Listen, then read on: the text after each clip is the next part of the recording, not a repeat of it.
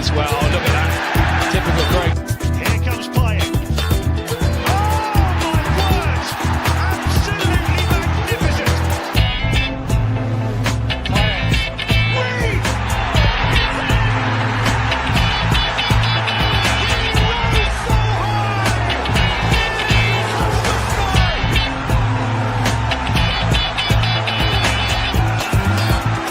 2-1 down! 3-2 up! It's meant to be! It's surely meant to be! It's there to be a long night. Paquetá, he's played it through! And Bowen's in! It's up for grabs now! He's done it! Good evening, everyone, and welcome to the Sunday Night Takeaway, episode 63. Hope everyone's keeping well. It finally rained this week, today. Bit of cool. I don't know if you read that as well where you were, Jess. I'm not too sure. In sunny France, or is it just kind of sunshine all the way through? No, we've had thunderstorms last night. Quite spectacular, actually. I was going to go out and try and take some video of the lightning over the Alps, but it just absolutely bucketed it down. I thought, nah, I ain't going to go and stand out in that and get soaked to death. But yeah, it's quite cool today. It's I'll say it's cool. About 28, which is a lot cooler than it has been. It's been up last week. Well, and the early part of this week, 38, 36. And I'm not one of them ones that can sit out in the sun more than about 10 minutes. So, no, it's nice. It's lovely. It's a different heat because it's not humid. It's a very dry heat because you've always got this wind, which is quite nice, to be fair. But at night, it's quite bad because around about 9 o'clock the wind drops away, and then it's a proper sweat house. Not good. Fuzzy, good evening, mate. How are yourself? Speaking of dry, gladly avoided all the rain between work and home. But bloody hell, it really tipped it down several times today. But both once whilst at work and once after, as soon as I got home. So avoided all of that. So that's one thing. I suppose it's just the clouds of Man United dropping reality. Everyone else calls it rain showers. I call it reality showers from Man United and trying to dose me with depression. This rain cloud, we can call this one Dominic Calvert-Lewin, since we are linked to him as a free agent signing in response to knowing that our ideal target, Gyökeres, is heading off to Arsenal. So that's it's lovely. But aside from that, I'm okay in my little world. So hopefully it can stay that way and not be brought down any lower by my beloved club. I'll be joining into that drink of yours with what we're going on at West Ham and that. But that's we need our own AA meetings, mate. Tell me about it. And for the first time, that saying, the Canadian Mountie always gets their man, and that finally tracked him down, pinned him down, and made sure. And big up to Views on Spook for his debut on the Sunday Night Takeaway. Very happy to be here, man. Very happy to be here with you, lovely legends. Like I said, man, it's the black hole of Instagram. I'm very on it. The moment you get my number, we can get into contact very quickly. Do you know what I mean? No problems. Very happy to be here, Tone. Thank you for having me on, and big up to all the legends on the panel as well. Smash the likes. Make sure you're subscribing. And it's going to get interesting, people. It's going to get interesting. That's for sure. And always, let's say hello to the great people in the chat. And starting off with our number one. Rob, good evening to yourself. Not about tonight, gents, but I hope you're all well and have a good show. Thanks, Rob, and we'll catch up soon, mate. It's coming. The time's coming for his brother's birthday. So looking forward to that. Usual, good evening as well, is Kudos a Judas. Yes, we'll talk about that shortly after I catch up with some of the comments in the chat. I mean, that's an interesting one. Interesting. Stephen, good evening as well. Think the club are more to blame usual is saying there. And good evening to Daz as well. And also Matt, good evening. Big up usual Stephen, Daz, Tony on the panel. And everyone, as always, good to see them saying hello to each other. And Matt saying, hopefully, some signings soon once kudos so that Judas fucks off, basically. Yeah. Man. Yeah, as Matt's saying, he doesn't want to be here, so he can go and do one. Don't care where he goes, just get him out of the club. So it seems like he's definitely tarnished himself in this respect. He has been playing well recently. What other reason is it? Yeah. We're going to talk to the panel about this one. If you can stick it out on the left. Might be but this do off kids. Yes, it seemed like this might be gaining in a bit of momentum. We're going to get this do off kid, but I'll see it when they're in the black, the claret and blue. Other than that, it's all talk at this stage. I'm just going to go on Matt, and we'll talk about with the panel. He's better on the right, but he wants to play as a 10.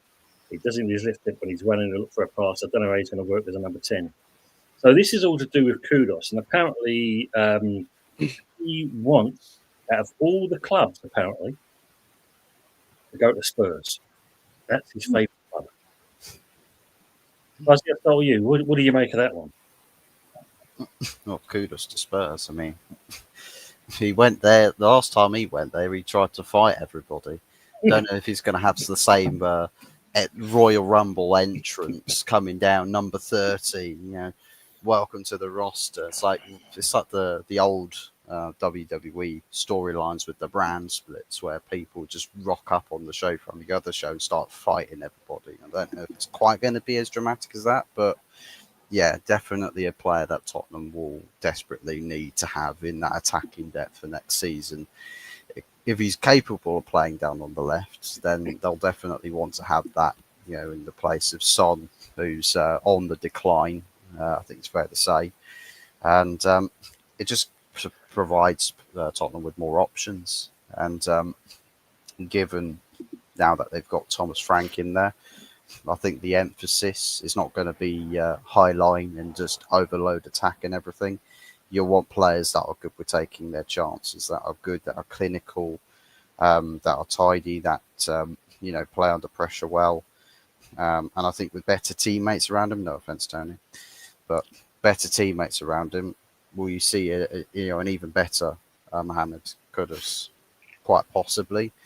It is a step up. And yeah, I think it's definitely a move that's good for him.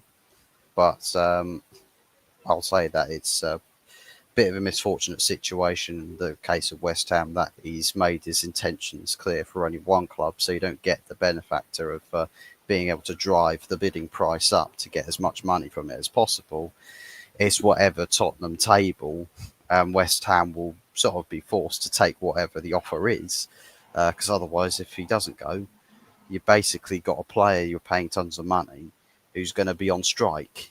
It's like with Gyökeres at Sporting. The guy's just like, I'm not coming back to train. I'm gone. Goodbye. So it does impact the money side of it for West Ham. And if they have got money problems, then it's definitely not a sunny day for West Ham. But yeah. Not great on one side of things, but for Tottenham and Kudus, it's definitely a positive move for them. An interesting one. We'll just kind of go and Matt Salah take 50 million just to get him gone. No, well, at least they rejected that one. That's the key thing. They rejected the 50 million insult. We want a bit more than that, at least. That's for sure. But usual's coming in with the game for tonight. Fluminense 17-4, Chelsea 7-10. The draw 27-10. So if you like your odds, there's your bets. Take them with that. And just on the other one, usual's also saying PSG 13-10, Real Madrid 15-8, and the draw 27-10. So not bad. Jez, what do you make of this Kudos situation? I mean, would you think it's the right choice? I mean, Spurs, are they kind of the club he should really be going to? Well, it's an interesting one, because there was a point where Arsenal were looking at him. But I think our attention is now turned. We've signed Zupermendi today, and it looks like we've got Grokres over the line. So our appetite at last has gone big time up the ladder, about bloody time and all. So it's obvious that Berta has had the influence. But kudos to Spurs. I can see it happening. I can see it. I think they'll pay you the money, 55, 60 million to take him over. I think he's a player that will suit Spurs. It's clear he doesn't want to be at West Ham. So get him out the door. There's no point in having a player in your club that don't want to be there. Yeah, totally agree on that. Nothing out of him. And it's just going to be a problem for you boys when after last season wasn't a good season for you at all. You need to have a happy camp. And if you've got a player that's disruptive in the fact that he's just not going to toe the line, is that the right term? Then get rid of him. I've always been a believer of that. If the player don't want to be there, get rid. Just get rid. Get the max you can for him. Get him out the door. We've had it at Arsenal numerous times with players, Nasri, Fabregas, Ashley Cole, Thierry Henry at the end. He didn't want to be it. No, agree on that one. Nelka. That's for sure. I can name loads of Arsenal players, and I'm sure you can at West Ham. So at the end of the day, kudos don't want to be at West Ham. Get rid. Yeah. I mean, good evening to Michael, please, as well. He's saying the club's going backwards, selling players, then buy whatever the players you want are gone. Time you try and sell them, you're fucked then, and relegation is on the card. And this is the worrying thing for West Ham at the moment, because if we ain't going to get this right, then it's going to be a long and a very, very hard season for West Ham. And for us West Ham fans and that, the tables be turned. And our views, you can never go at me and take the pee out of me for a change. You know what I mean? It's one of those. Me and you both. No, I would never, man. It's like everyone just, we always get it as Arsenal fans. I tell everyone, it's like you're beating a dead horse. Just stop kicking it. Do you know what I mean? But no. For you guys, look, I mean, I've had a couple under the lenses with Mike's and obviously yourself. And I get the feeling that he isn't kind of endearing to the West Ham fans anyway. Do you know what I'm saying? Obviously 80 million. I don't know if anyone's going to take a punt for that much, but as just said, 55, 60 million, I think it's about right. And to be fair, West Ham already this season in the transfer market is a lot different from what it was last season in the summer. So maybe, I don't know. I mean, you'd have to let me know. I mean, do you need the funds? Obviously, like Fuzz said, if you're trying to get the best price for him, it's pretty bad that he's come out and just kind of pigeonholed himself to say Spurs. Yeah.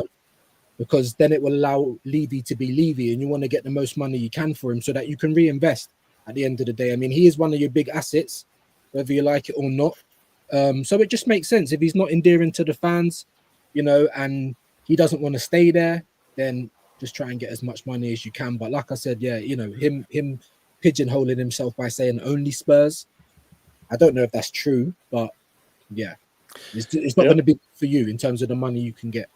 A few of the old sporting apps are saying exactly the same thing in that. And considering we're in this 10-day window where the 85 million release trigger is in this 10-day period, so 50 million obviously is, as you can see, it's been flatly rejected and that.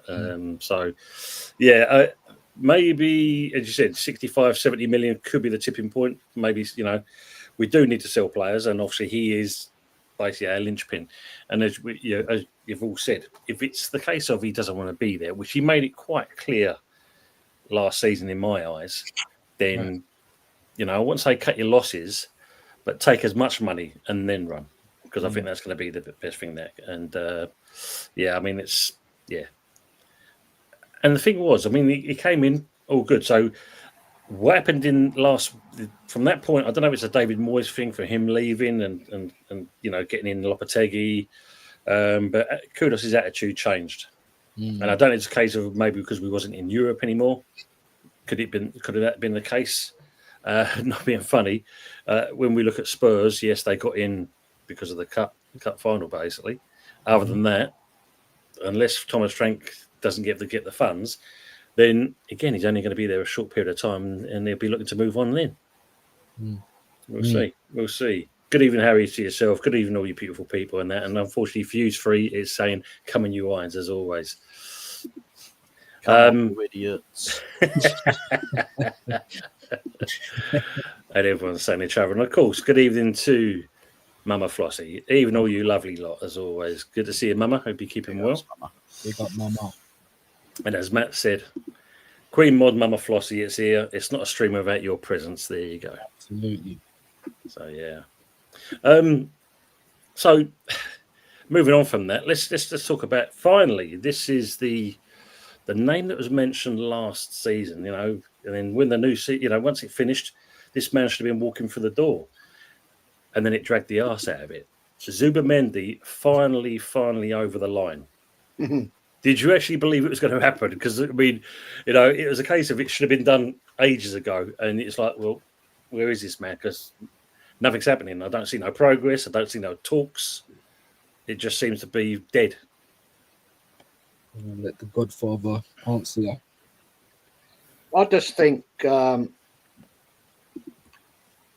was something there, but I think what it's taken is for somebody to come in that can actually get these deals over the line. It's quite obvious that Berta has conducted this business exceptionally well. It looks like we've got Grocres as well, another player we were linked with back in January. Sesko's obviously gone out. Good, not good enough. And will that make the interesting thing about this, Tony? Will that upset Arteta? Because it's quite obvious Arteta wanted Sesko.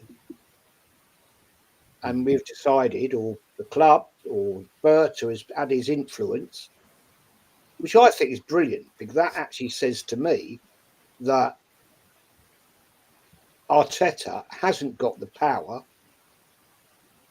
that everybody thinks he has. Because if Berta stepped in and said, no, we're not going for him, we're going for Grocres, we can get a better deal, he's a better quality player, he can actually score more goals, this is where we're going. Interesting today, the photographs of we signed Zubimendi. It was Zubimendi and Berta in the photograph. I didn't see Arteta anywhere. Maybe he's on holiday. Yeah. But you'd think if you're signing a player of that caliber, he would have been there. Now, I'm just casting aspersions here because that could be a bad thing as well. Because if Arteta wasn't there for whatever reason, that could be him being a petulant little child that he is, saying, stuff this, I don't want this player.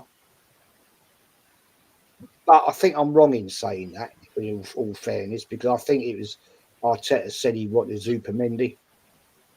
So it could be a question that basically they're just like, he's on holiday. Fact. But the interview, the press conference, or whatever you want to call it, from Zubimendi was quite clear he wanted to be here. But then again, we all know it's all PR, don't we? Yeah. Of course we do. You know, you're not going to say, well, I don't really want to play for Arsenal.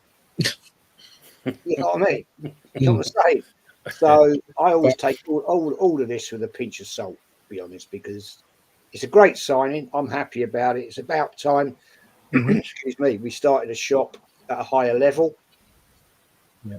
And if we can get Grocres over the line this week, apparently personal terms are done, then it just shows me that Berta is doing the job that I expected him to do when he came in. And on another note, I think it's probably when Partey's contract was coming to its end last week, it was Berta that probably said, no, we're not paying that money you want. And as we know, there could be other things behind the scene that have also influenced that. And the club on general has said, no, we don't want you here. And that's alleged. That's alleged. Yeah, of course. I don't want Arsenal Football Club coming and suing me. So you have to be careful about saying these things, you know. Because they do listen, don't they? They do listen, as we know. Oh yeah. And there's a lot of people this week, coming out of a lot of talk about this party thing. Whether you want to talk about that later, it's up to you. But you have to be bloody careful, man. Mm. People making stupid comments online Mm. where his legal team could be coming knocking on your door and saying we're suing you for slander. Yeah. Yeah. Well, Fuzzy can tell you, and that the word allegedly gets used just a few times here, doesn't it, Fuzz? It allegedly does, I can tell you that. Allegedly. It's a trademark, unfortunately. Stephen, just on that one, why Newcastle not going for Kudos? I'd love it if they'd come in for there, but I'd also like to see that last minute that Chelsea comes in, and because he's a fan of Kudos as well, and give Maresca his dues. He actually did say, like, he's a West Ham player at the end of the day, because obviously he doesn't interfere in the fact of tapping up. But if they come in, happy days, because I don't think Spurs is going to be the right choice for me. But that's my saying on that. I mean, Fuse, what's your take on? It's finally got over the line. Going by what Jess says there, him not being in the way, that's got to be a good thing, isn't it? Yeah. Like I said, I hope, backstage, I just hope I don't want to jump too far out the pram. I mean, look, we got Zubimendi through the door. I did believe that was going to happen. I did believe for some reason. There was no real kind of reason for me to believe, but for some reason I did, because as Jez was saying, I feel like it is an Arteta sign, and Arteta's wanted him for a while. So I did think that the Zubimendi deal was going to happen. And when they were talking about the new business year for Sociedad, then I thought, yeah, that's something that we would do just to smooth over the deal. That sounds like Arsenal. So I thought that would happen. But, we've been screaming out for years for attacking players. And, the first confirmed player we get is the goalkeeper. Then we get Zubimendi. I'm not going to downplay Zubimendi because, he's got a name in football. We all know who he is. However, he's still to step foot on these shores and kick ball properly. Do you know what I mean? So at the end of the day, it's I'm happy with it, but at the same time, let's just hope that he can hit the ground running. Maybe it's an indicator that Arteta's going to change how he plays. That's what I'm hoping. I'm slyly hoping he goes back to a double pivot with Zubimendi and Rice, and then he can free up Odegaard back in the middle, not on the right side. Especially if we do get Gyökeres, because then what excuses there going to be for Odegaard? Like now, we want to see our captain back. You're in the middle with a striker in front of you. Hopefully we get a left winger. Then you've got Saka on the right. Now it's starting to make a little bit more sense. People were telling me, I'm panicking and we have to get these ones done first because they're easy. I don't believe so. But look, at the end of the day, as long as we get there, and it sounds like we have, or we will, with the striker finally. So I can be happy with that. But at the same time, Arsenal do what they usually do. They give me something to be happy about. And then I've got to be critical because 40 to 50 million on Madueke, that is not for me. That is Ballon not d'Or winner right there. that is not for me. Exactly, Fuzzy. Yeah. Someone said it in the chat, what is it that Arsenal keep going in for their trash? I really don't know. Logically, I'd love to know. I really would. I'm starting to come think in for our trash. maybe we're their sister club, Like, why do we keep? Do you know what I mean? It's not like we're going for Lavia or Caicedo, or we're trying to give you 70 million and try our luck with Cole Palmer. We're getting linked with Nkunku and Madueke and who's the other one? Nicholas Jackson. We've already got Kepa, by the way. They didn't back. That Bournemouth never wanted. Now, fair play. He's going to be the backup goalkeeper, but for me, it's just cool. Whatever. I can kind of let that one go a little bit, but it's still Chelsea that you're giving money to and helping. Do you know what I mean? They've just been fined by UEFA. So if we go and give them 40 Thanks, to 50 Harry. million, if we go and give them 40 to 50 million for Madueke, then it's just like we're helping them out again. And I don't know if that's a good move. So for me, Gyökeres, Zubimendi, it's one step forward. And if we get, Madueke bread, then it's one step back, in my opinion. Do you know what I mean? So I don't know. I'm hoping that's a smokescreen. But, trying to be positive, the Gyökeres thing, because everyone's on the same page, is the only reason why I believe it a little bit more.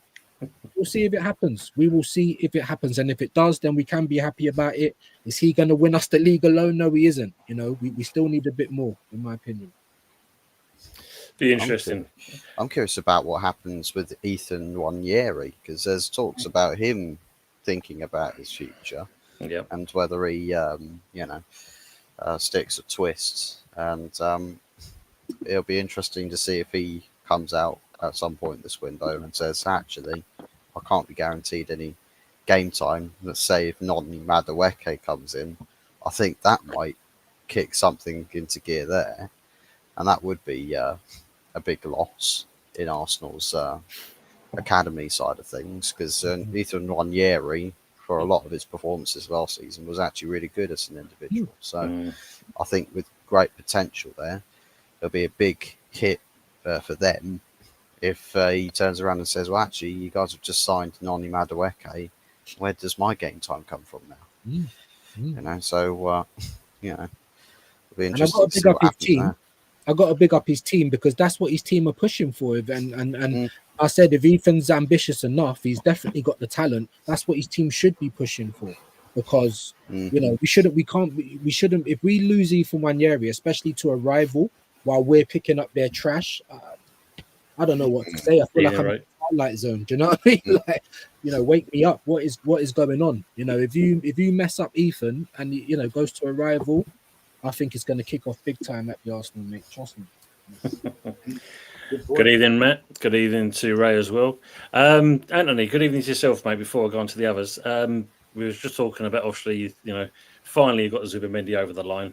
You happy with that? Yeah, I mean, obviously, we need to strengthen up in that midfield, don't we? Obviously, with Jorginho leaving, and with obviously what's occurred on the other Even player, Steve. but well, look, I mean, there's some Arsenal fans is 50-50 about Zubimendi. I'll be honest with you. I've actually watched the shows, sort of thing, but I mean, obviously, we need somebody in. They're talking now about Norgard. He could be in. By the end of this week, they reckons. Well, between Wednesday and Friday of this week. So they've said on Sky Sports News. But it's just one of those. I mean, we need players. Norgard to me is not the answer. I'll be honest with you, Tom. I thought with Liverpool, with the players that they're buying, what they've bought in quality players. Man City's bought in 5 players. They're good players, and we go in for Norgard. But if we want to compete with them, players like Norgard is not the right one, is it? Really, if we want to compete with the best, so that there's that.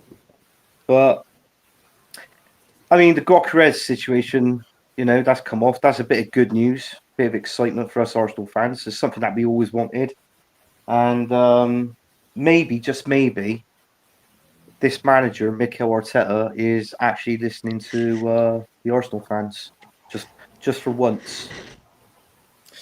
Be interesting. Let me just say hello to Terence and good evening, one and all, and also even to Matt Harrison from Up the Cherries and Naughty Palms. How are you doing, Matt? Good to see you as well, mate. James, how Good are we, evening. mate? How are we? Not happy, son. And you know why? Yes. We've briefly spoke about it, and I was waiting for you to come in on that because I know this is a bit of the guys have already made their comment. Anthony's obviously coming later, but we're just saying, Spurs of all clubs, disgusting. This fucking ownership, this club needs to be thrown firmly out the door, mate. And it's either they walk or we throw them out the door. Simple as that. I can't believe we're entertaining them up the road. I really can't.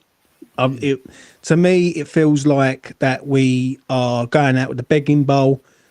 They've already started their campaign of taking the piss. They really have. I've seen it on TikTok. I've seen it on a few things. And I think it's sickening. I think this is Sullivan all day long. Sullivan's gone to Spurs. There's no way Levy's gone to West Ham. No way. He's a stubborn bastard, right? And he's got no reason to come to us from Mohamed Kudus. So Sullivan's gone now. That's what I generally believe. They reckon that they're going to put another bid in for 60 million, right? It's just embarrassing from this club, right? And then what it is now, people are vilifying Kudus and saying, oh, he's a Judas, he's this, he's that. But this club will never change until the ownership's gone. I've been saying it for too long. Right? I've said it for 9 years. I'm fucking disgusted with it. I really am. Like, I'm going to be straight. I've done a video earlier on. I let it all loose earlier on. I don't know where. I don't know. I don't get what we're trying to achieve. Do you know what I mean? What it is, they're trying to paint Mo out to be the one who's forcing the move, which is the biggest load of bollocks I've ever heard in my life. Because we all know, as West Ham fans, that West Ham have been asking and trying to sell Mo. Yeah, I think he's been flogged all around London like a cheap brass, and basically no one's touched him. Yeah, and Spurs have gone in there and basically said, "Oh, you know what? We'll see if they come to us," and obviously West Ham have, and him going there is just the crown topper of all crown toppers. Like, you're getting rid of one of our best players, whether he was great last year or not, it's irrelevant. Yeah, he's one of our best players currently right now, and we haven't got a fucking squad. So, you know, I'm sickened by it. I'm disgusted by the owner, but am I surprised by the owner? Fucking not, mate. I'm going to be straight, because we all know, as West Ham fans, all the West Ham boys in the chat, everything else, we know what Sullivan's like. I've been saying it for a long time, and he never fails to surprise me. But on this one, I'm going to round it up with this. On this one, I think he's gone way below the belt on this one. Yeah, he can fuck about with deals, but you don't have any contact with Spurs for 10 years, because Spurs pulled away from deals that we was trying to get. To go there with the begging bowl and saying, please save our transfer window, is the biggest insult to every West Ham fan all around the world. To go to them, it's a big old world out there, and you're telling me that no one on this planet Earth wants Mohamed Kudus other than Spurs. Just says it all. I mean, I'm hoping that Chelsea are coming last knockings. You know, I said Maresca's. I don't think it's happening, time. And I tell you, I've heard that all day today. Yeah, I don't think if Chelsea wanted him, Chelsea would have got him. Like, look what they've done with Pedro and Delap and is it Gittins? I think it is from Dortmund. Yeah. Right. They go, if Chelsea want a player, they will get him. And they will make sure of it. The only thing I'm hoping is if Tottenham go in with a bid, Chelsea match the bid, and he has a choice. That's the only thing I hope. I don't think it's happening, mate, 'cause I don't think Chelsea have been fully on the Kudus bandwagon. I really don't. I suppose all we can say at that point is watch this space. That's all we can say at this point. We'll see. But maybe we're dodging a bullet with this one, because Matt said Man United want Dominic Calvert-Lewin, and he's saying they can have him. Fuzzy, are you happy with this one? I'm all ears, Fuzz. Come on. Am I happy with Dominic Calvert-Lewin? I would be if he was coming in as like a 5th or 6th choice striker. But knowing how Ineos are, they'll probably write him a love letter. They'll write the fan base the master plan. You know, Project 28. You know, we'll win the league by then, says Omar Barada, while signing Calvert-Lewin 3 years prior on a free transfer. Don't know how what the correlations are there, or what charts or graphs he's looking at. He's probably looking at something that Dave Brailsford's given him. And it's no coincidence that Nice fans literally told United fans, just so you know, Dave Brailsford is probably going to talk a load of technical BS, and it's going to sound great and sound smart, but then it's going to be basically the scientific definition of smashing your head into a brick wall repeatedly and giving yourself brain damage. And that's basically where we are with this summer transfer window. Everything that we don't take in terms of signings and deals that we sleep on, players that don't go. It's like, for instance, with the selling side of things. Surely, as a club, you don't sit there and talk shite about your own players, which makes other clubs that are meant to buy these players off of you think, oh, well, that's not good. They're slandering these guys. Then surely that means that they would not be a good person to have in our team environment. There's a risk there. There's problems that might come. There's baggage with that deal. So not only does it drive the pricings down, but it actually kills off interest from more suitors to actually being at all encouraged with doing deals. So Man United at this point, we start pre-season training tomorrow. The only 2 players that have walked in through the door is Mateus Cunha and Diogo Leon, who we did a deal in January for, and he's only just become a legal he's only just become legalized in being able to play in a foreign club outside of South America or Paraguay or something. It's something to do with like UEFA youth player laws, like in terms of transfers and stuff. So so that's all we've got so far, and we start again tomorrow. And Amorim has to come back and goes, well, I walked out of the office being told, hey, I'm going to have a brand spanking new team ready to go, big changes going to happen this summer. I come back and I only see one or two new faces. I don't see a vast array.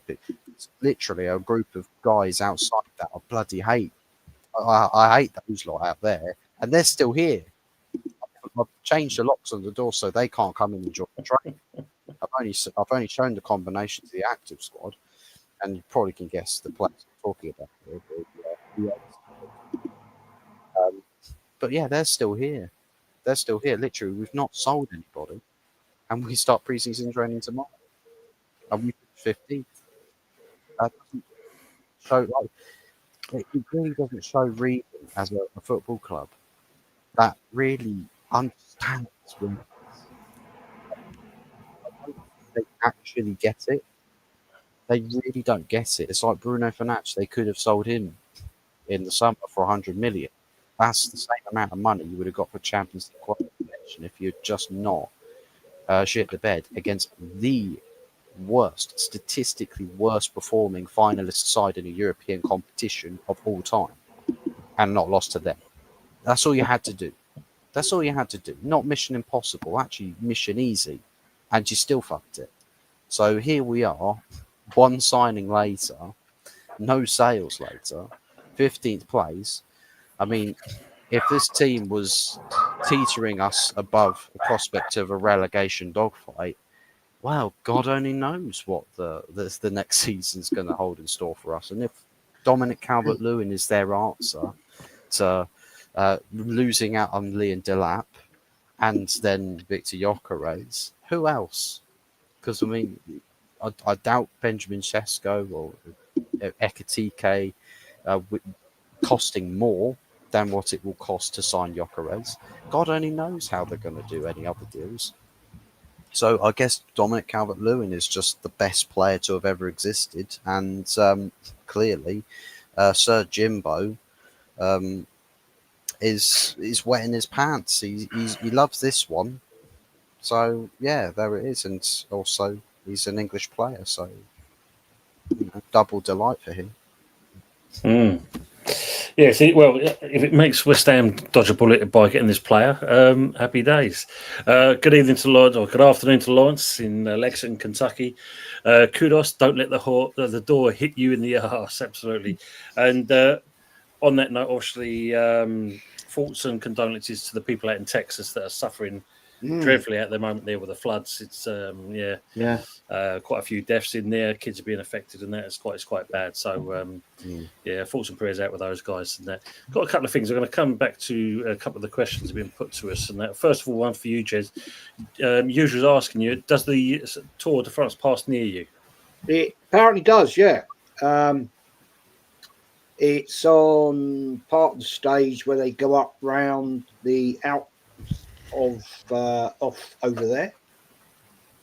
If it's around local here, then I might have a watch. I've never seen the Tour de France, so go pop over there. I don't know exactly where it is. I've not seen any routes put up or anything. So, but it'll be interesting to see that. And watch it. To be honest. If you do, we see you do a live stream on that one, then, won't we? Yeah. I mean, I know nothing about cycling, nothing about it. Good evening to Matt Rainey, as always. Simon Jordan on TalkSport said, the Spurs West Ham ain't a real derby. What's your thoughts on that? James, what do you think on this one? Start off with you. Oh, I don't agree with that. Of course it's a derby, mate. Do you know what I mean? Listen, Millwall will always be the main one, but let's have it right. For the last 25 years, it's always been competitive. Do you know what I mean? The Spurs one. It all goes back to Lasagna Gate, when we stopped them from winning a place in the Champions League, And obviously, it's funny, Arsenal got the spot over them. You know what I mean? Like, listen, I agree with Simon Jordan on a lot of things, but listen, we know our club, and Spurs always think that they're bigger than what they actually are. Do you know what I mean? And they're no different to us, really, if I'm being honest.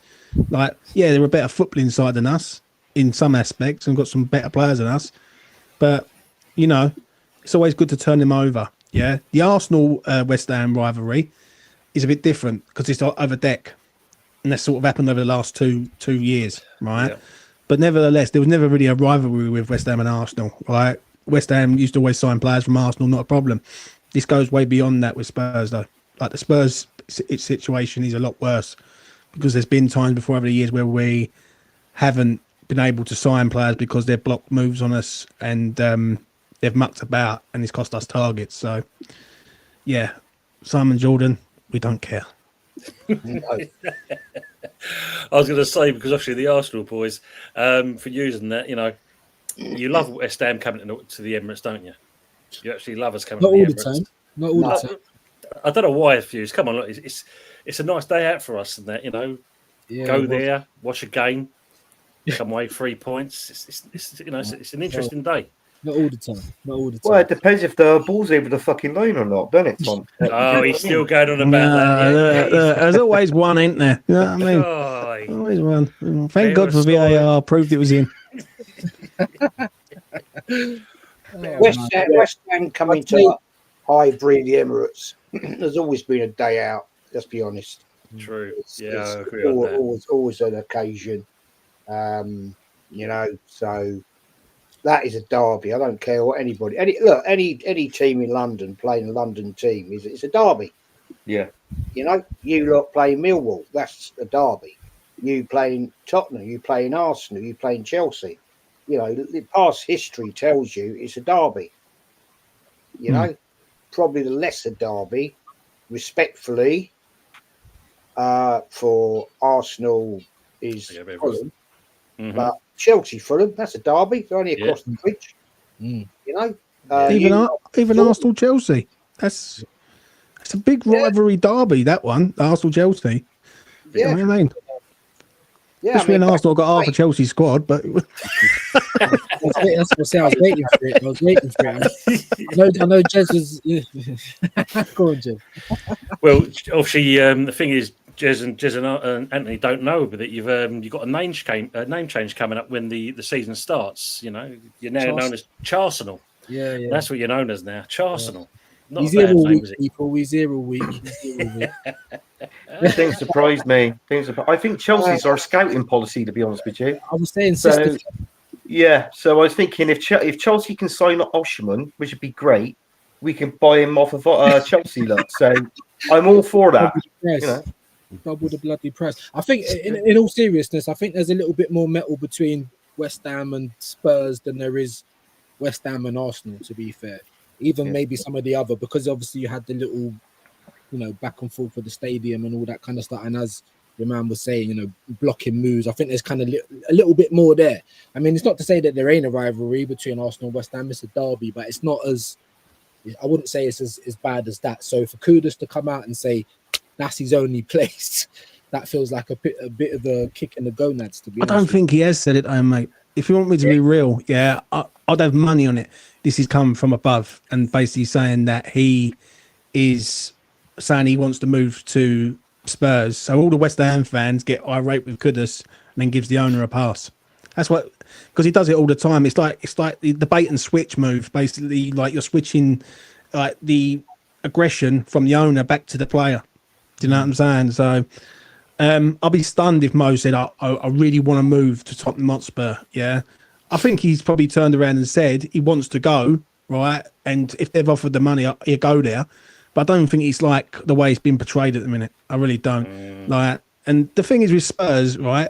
I've seen Spurs fans celebrating wins against us, jumping up and down in the concourse after they beat us. And then when we beat them, like, it's our cup final. Do you know what I'm saying? I'm fucking gutted that they beat Man United. Fuzz, what happened, mate? You could have saved us all. Do you know what I mean? Well, you would know. We've had that discussion, James.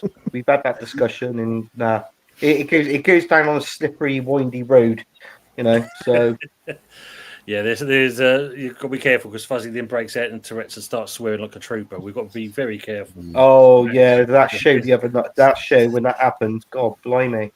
I start getting channels cancelled with more now.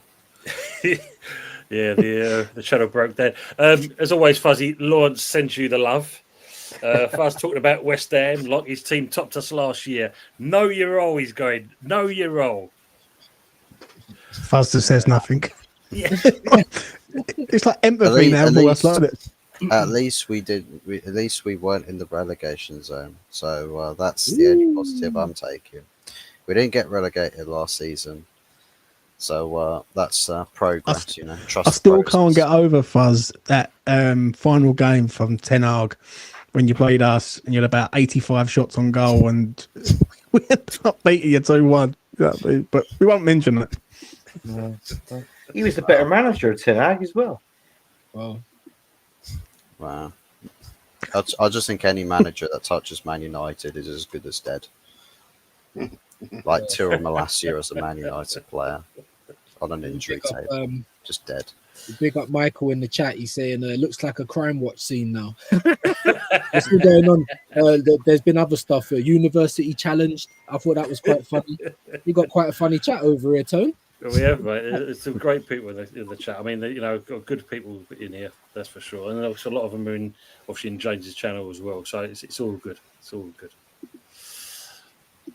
Lawrence says, if I'll put it up, where's it gone there? Jez the Legend, good shout. Get rid of someone that does not want to be with a squad. And that's the thing, isn't it? As we said earlier. If you don't want to be there. What do you think, Tone, with this? Because I haven't got your thoughts on it. I think on this one, I know he's open for a move because I think he realises that, he's going to be the asset that's going to be sold if anyone. He's quite happy to stay by all accounts as well. How true that is another thing. But I look at it like this. Unless Potter can sit him down and find out what the hell was going on last season and how we move on in the new season and what his tactics are going to be, unless we don't see any progress, then really you've got a player here who's going through the motions. And is that going to help us at this time and age where, where we face as a club? Yeah, but is he being forced out the door, though, by the owner because we've got no money? He's a sellable asset. Yeah. And remember, for any player with any club, they are an asset at the end of the day. You want to try and keep your best assets, but if it comes down to the nitty gritty and you're literally kind of opening up the drawer and think to yourself, I've only got a 50 pence there and a couple of quid here, and then push comes to shove. What I'm getting the gist of on social media and on E20 and all is people are happy to sell him. Yeah. I'm in the camp where, okay, if you want to sell him, fine. Right, let's see how much dough we can get for him. I think what the major issue is the insult that it is Spurs of all the clubs that are coming in there. And what it is, I just done a space about half hour ago and a geezer come on was absolutely brilliant, passionate West Ham fan. He said, we are literally making Tottenham stronger and us weaker by just allowing him to go there. Do you know what I'm saying? And the thing is, he's got an £85 million release clause that no one's going to touch. And that runs out on Thursday. Yeah, yep. That ends, right? It's 120 million to a Saudi club. Only West Ham can do that. And 85 million to a European club. So, it's just a shambles at our club. like we're getting linked to so many players. We're not signing no one. And it's just, for me, I just look at it that this is going to hurt a lot more because I think he will kick into gear at Spurs under Thomas Frank. I think he becomes a good player, and that's just going to hurt us even more, isn't it? I mean, my feelings on Thomas Frank. I wish he had come here. Really, he would have been the ideal choice for us. And I'll make it right. He probably would have he'll get him playing the tune. I mean, Happy just summed up easy. Look, Potter doesn't know how to get the best out of Kudos. Loppy also didn't have a clue. Shame, really, because he could have gone for his clause of 85 million. And this is the thing: if you're going to move yourself on, and most players, will force themselves out, and this goes to all of you on the panel here as well as in the chat. If you're going to move on somewhere, you don't kind of down your tools, hoping that you're going to get the best dollar, because as soon as you start doing that, you're not worth your value. No. Yeah, but is it on him though? Is it on him though, Tone? Because we've got to put this into context. Last year, like 2 managers, 2 different styles of play. One of them had no fucking clue what he was doing. The other one who come in a dead season, but the season was dead, and he's trying to do different tactics, different styles of play. I think context has to be met here. Like, for me, if you want to sell him, fine, it's not a problem, right? But I would keep him till January. I'll tell you, you know what? Keep him till January. If he kicks into gear, his value's only going to go up. Yep. If he has a sort of medium sort of standard, then you're going to get the same money that you're probably going to get now. So it just feels like to me that he's being scapegoated as being this fucking really shit player and this, that, and the other. But the actual fact of the matter is we need to sell. That's what it is. Of course, we need to sell. I mean, that's the problem we've got. I mean, we all know how that. And knows this because I banged it in his ear holes I don't know how many times. Yeah. The 10 players we've got in should have kicked off, but unfortunately we had Lopetegui as the manager, and that's where, for me, we saw the change in Kudos. And ironically, it's the Spurs game, and I've said this on many streams. It was that thing with Van der Ven. That was him just venting frustration out and getting himself sent off because of the manager. And from that point, he never regained the staying standard that he was. And from that point onwards, he's had a bit out of his bonnet all the way through. And it's a case of you could be so much more better. Get on with it, like everything else. Now, if things are going bad, you've got to reassess, you've got to reevaluate, and then you've got to crack on. And if he's not doing that, then he's letting himself down in that respect. But more importantly, he lets us down because he's showing it on the pitch. And this is where I think with what you're saying on the show you just recently done, that's all that people see is that point. Yeah, they're not looking at what happened in the incident, and obviously the management style of changes and everything else. All they see is at this point. You've got to remember, like everything else, once you cross the white line, it's the players doing it. Manager says his part. Once the players are on the pitch, they're the ones who's got to get the best out of the game. Someone just said to me, find out to the boys, they said, what must Jared Bowen be thinking right now? Really, deep down. He's the captain of the club. He's the best player at the club. He's the asset at the club now.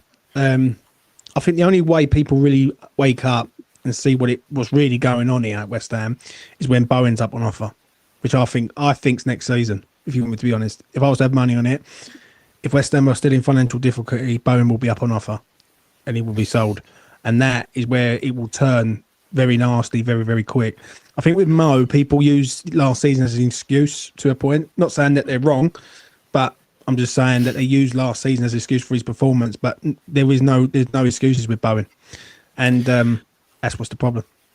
Well, let's throw it to the people in the chat, on the panel, because at the end of the day, and that is me and you banging on about it kind of thing. Let's hear it from an outside point of view. Now, I mean, Jez, we've harped upon about this. You've had it in the same situation when you had like the Thierry Henry's, as you said, he signed that contract. You could just tell straight away you want to be there. You've seen it with certain players over the years. Could he have, in certain respects, labelled himself a lot better? He's come tarnished now because of all this. I mean, how do you think? What's your opinion on that? Yeah, well, as I said earlier, mate, once you start going down that road, you lose respect, I think, from your teammates, certainly from your manager. And obviously the fans, you guys aren't happy about it. James is very upset about it. And I get it. I've been there myself with players. And my philosophy has always been, if he don't want to be there, go. Get what you can get for him. Get the max you can possibly. You're not going to get full value now, unfortunately. But if you can get 55, 60, get him out the door. Get a problem out of your club. Now, I see Happy Hammerite responded to my comment. I said, he'll be disruptive. I didn't mean it in the fact that he's going to be, how can I put it? He's not going to be disruptive in the way of causing problems, but you're not going to get the best out of him. If he ain't happy, let him go. Get him out. But what would you do? What would you do, Jez? Just say this. Say, for instance, Arsenal had a player that you rated highly. The Spurs come in and wanted to buy him. it's like you don't sell to them, if that makes sense, right? I know I don't want to make this stream about anti fucking Tottenham. I don't, but what I'm saying is it's not so much selling him that's the problem here. It's who we're selling him to that's more the problem. Do you know what I'm saying? Every West Ham fan can accept that one. I totally agree with you, James. I mean, I'd be heartbroken if we'd sold RVP. I mean, I wasn't happy, James, when we sold RVP to Man United. Yeah. I thought it was despicable, right? I mean, if we'd sold somebody like Patrick Vieira to Tottenham, dear God Almighty, that would be shocking. You know, I mean, all right, we've nicked a couple of their players over the years, but the fact remains we're a better club. So they wanted to come to a better club. Unlucky Tottenham. And, you know, but I hear you. I really hear you. I would not want to be selling one of your major assets to one of your rivals in London. Yeah. For that. I mean, no.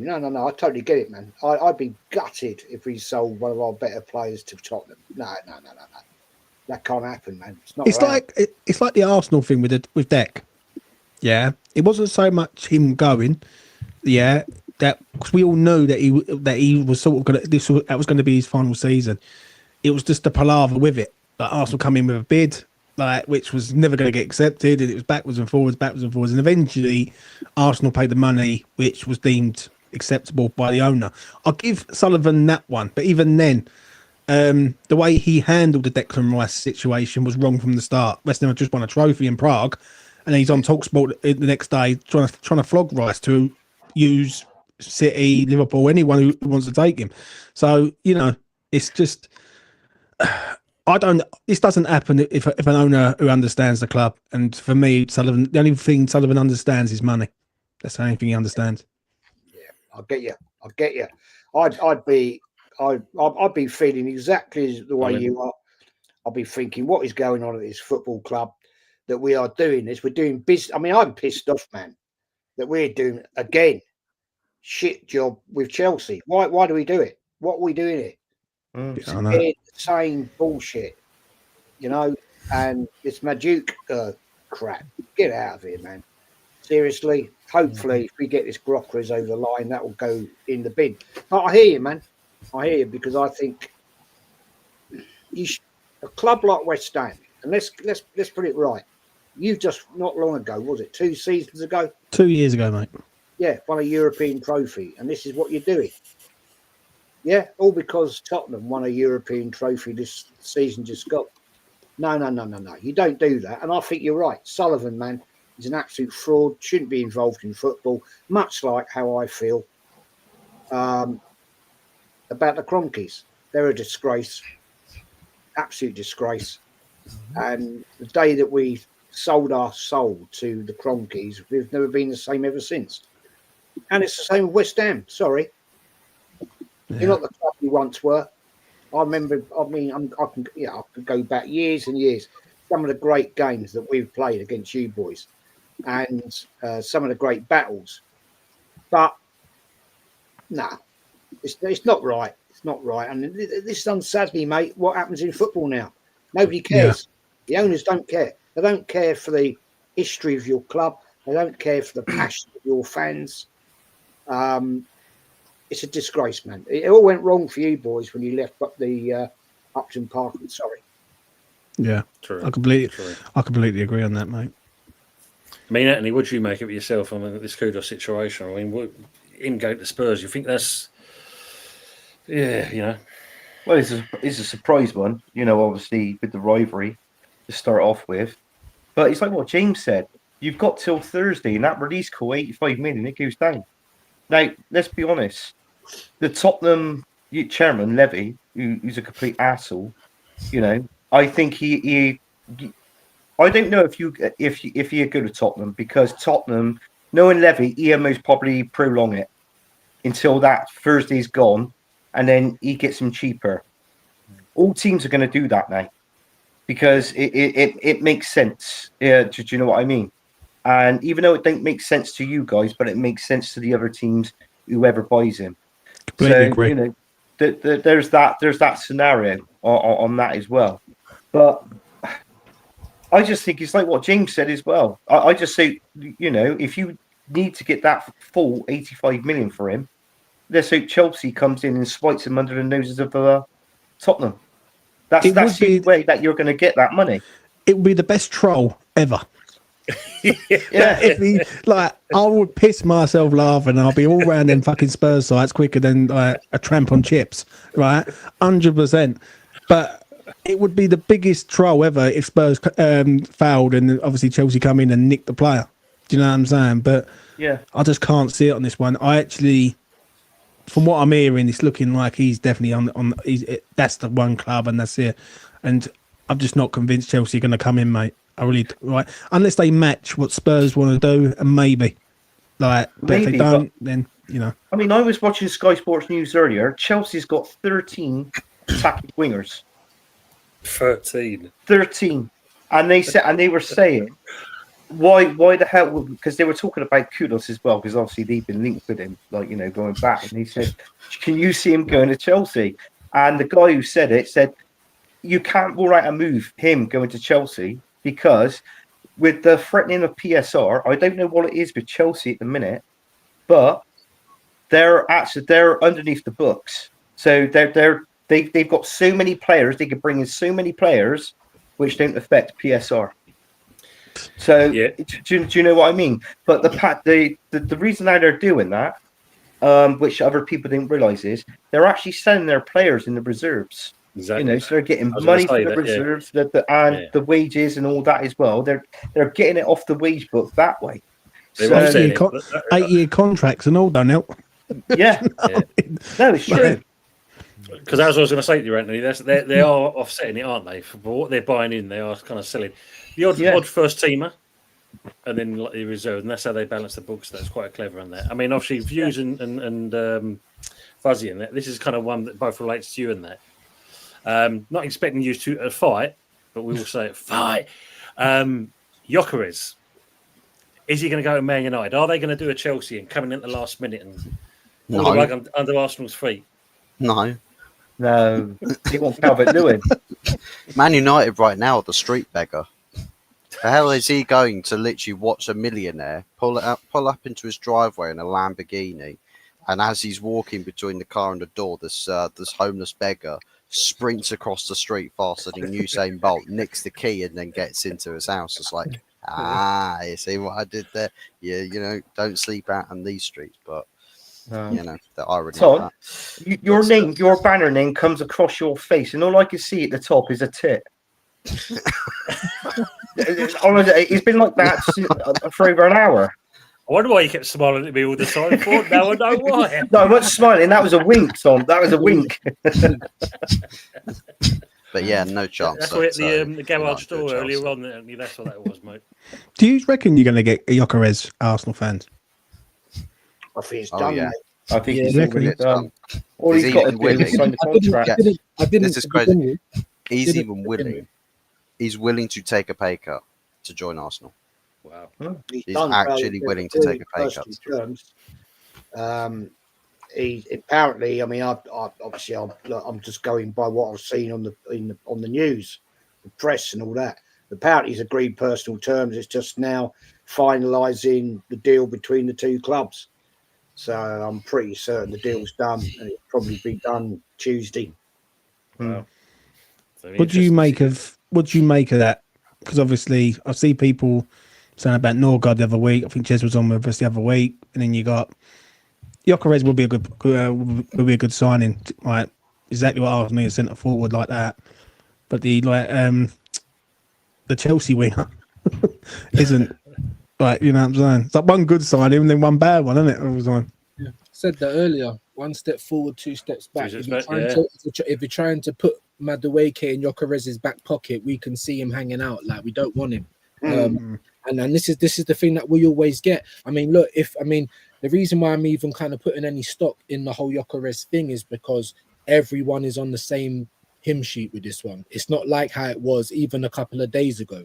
You know, you got 8 sources out of 10 saying one thing, and the 2 big ones, the 2 tier 1 saying what you're talking about. Everyone's on the same page now. Everyone. So and to be honest with you, I think Arsenal fans are lucky that RB Leipzig are greedy fuckers, because if they weren't, we'd be watching Sesko come through that door, and I'm really certain about that.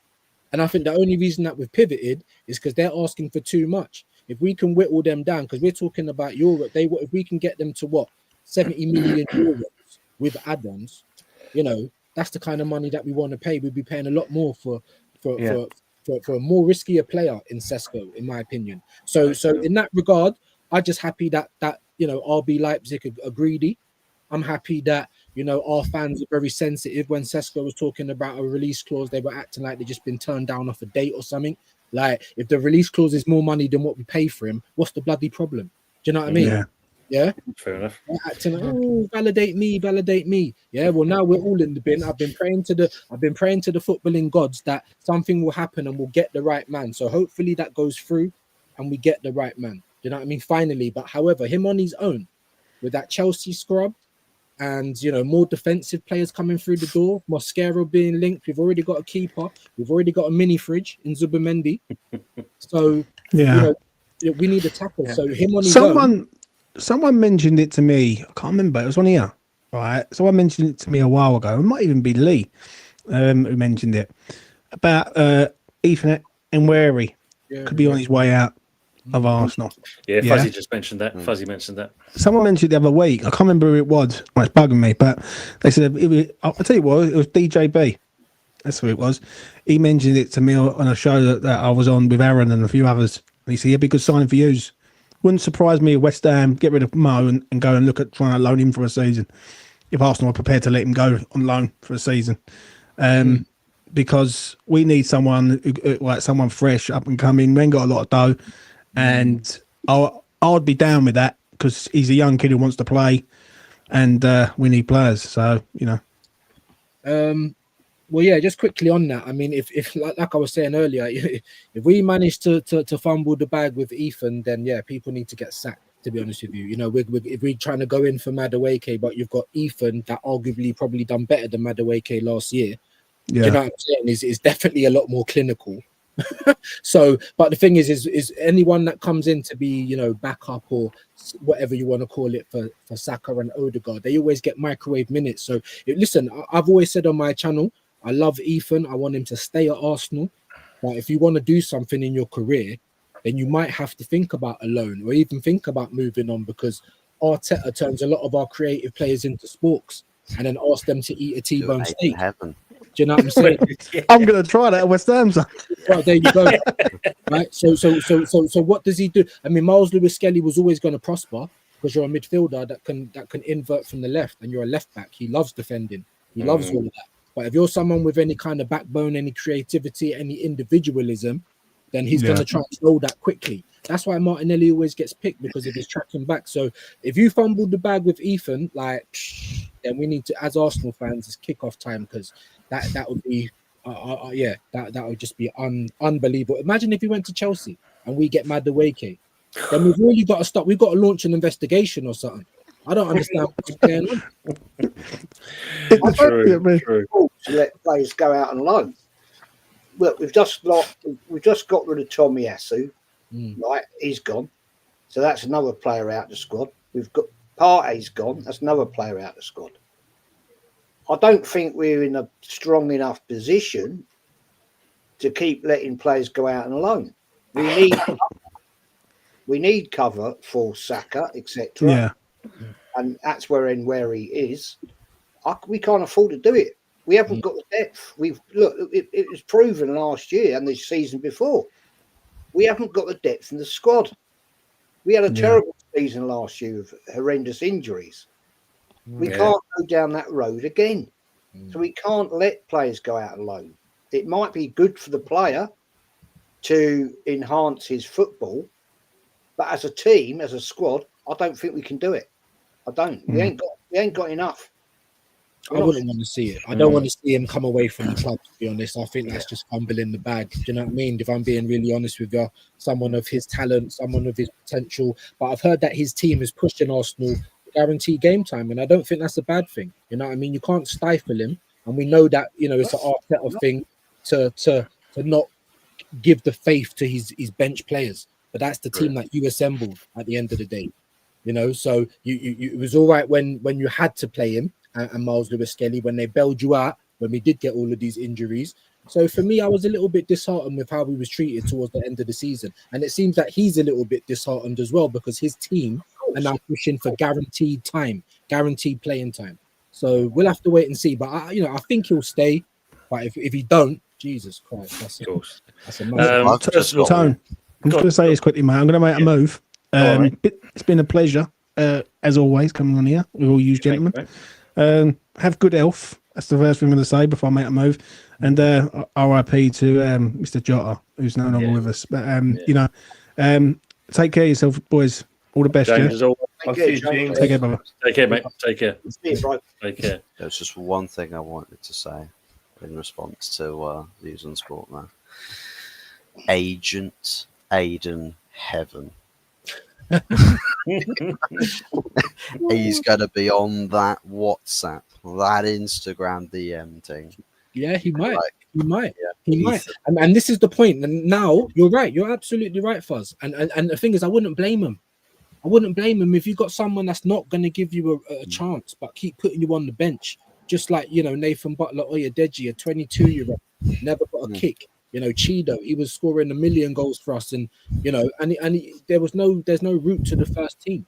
So it's hard for me to sit there and say, and try and be protective over it, because I don't know if these guys are really going to get a good swing at things at the Arsenal. Now, Wanyeri, he should. I think our club know that the pressure was on with that one. The same like Miles Lewis-Skelly. You couldn't never just put them back on the bench now forever. I think that thing's kind of gone. However, he will try and start, especially with Wanyeri, try and start, we don't want to burn him out, this, that, and the other. We was hearing that last. But I don't blame Aiden Heaven for going. I don't. And I don't, because what opportunity have they got? We got Max Dowman coming through next season. Is he going to play at all? He's only young anyway. I wouldn't expect him to. But all the fans are getting excited about it. I mean, you've got to look at, he plays in Odegaard's position. That's microwave minutes at best. And that's what happens to our team. So True. It's a bit of an up and down one. Obviously, as an Arsenal fan, I love Ethan to death. I want all of our young guys that come through Haylen to stay and to come through the club. That's always been a thing that's been important to Arsenal. But at the same time, if we've got a manager that's got no faith in them, has got no faith in creativity, it's the system, then maybe they got to look onto greener pastures. Interesting. First of all, bless up to Rest of Stocks, and happy we will briefly touch that subject near the end. But yes, I understand what you're saying there. Let me just flag that one up. Obviously, Arsenal mate saying he's only seen a glimpse of Madueke in a friendly recently. He's talented, got good acceleration and dribbling, but the final ball pass leads something to be desired. What do you make of him? Yeah, he's what's the best? Who's the player of the old back in the day? Exceptional talent, but if you was near him and that, you had a chance of being knocked out of him. Paolo One Chop, all arms and legs. Yeah.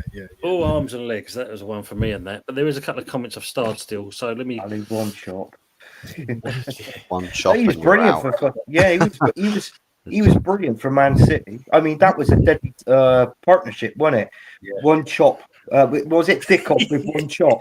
Yeah. So obviously, do you know what I mean? Is that's true. Yeah. Matt's got one for you Arsenal boys. He says, why do you and Chelsea do business together when you both compete for the top positions? Is your rivalry with Chelsea not that deep, or does it depend on the players? We never used to do it. No. When we had, let's be right, when Mourinho was Chelsea and Wenger, we never used to do this. Oh, no.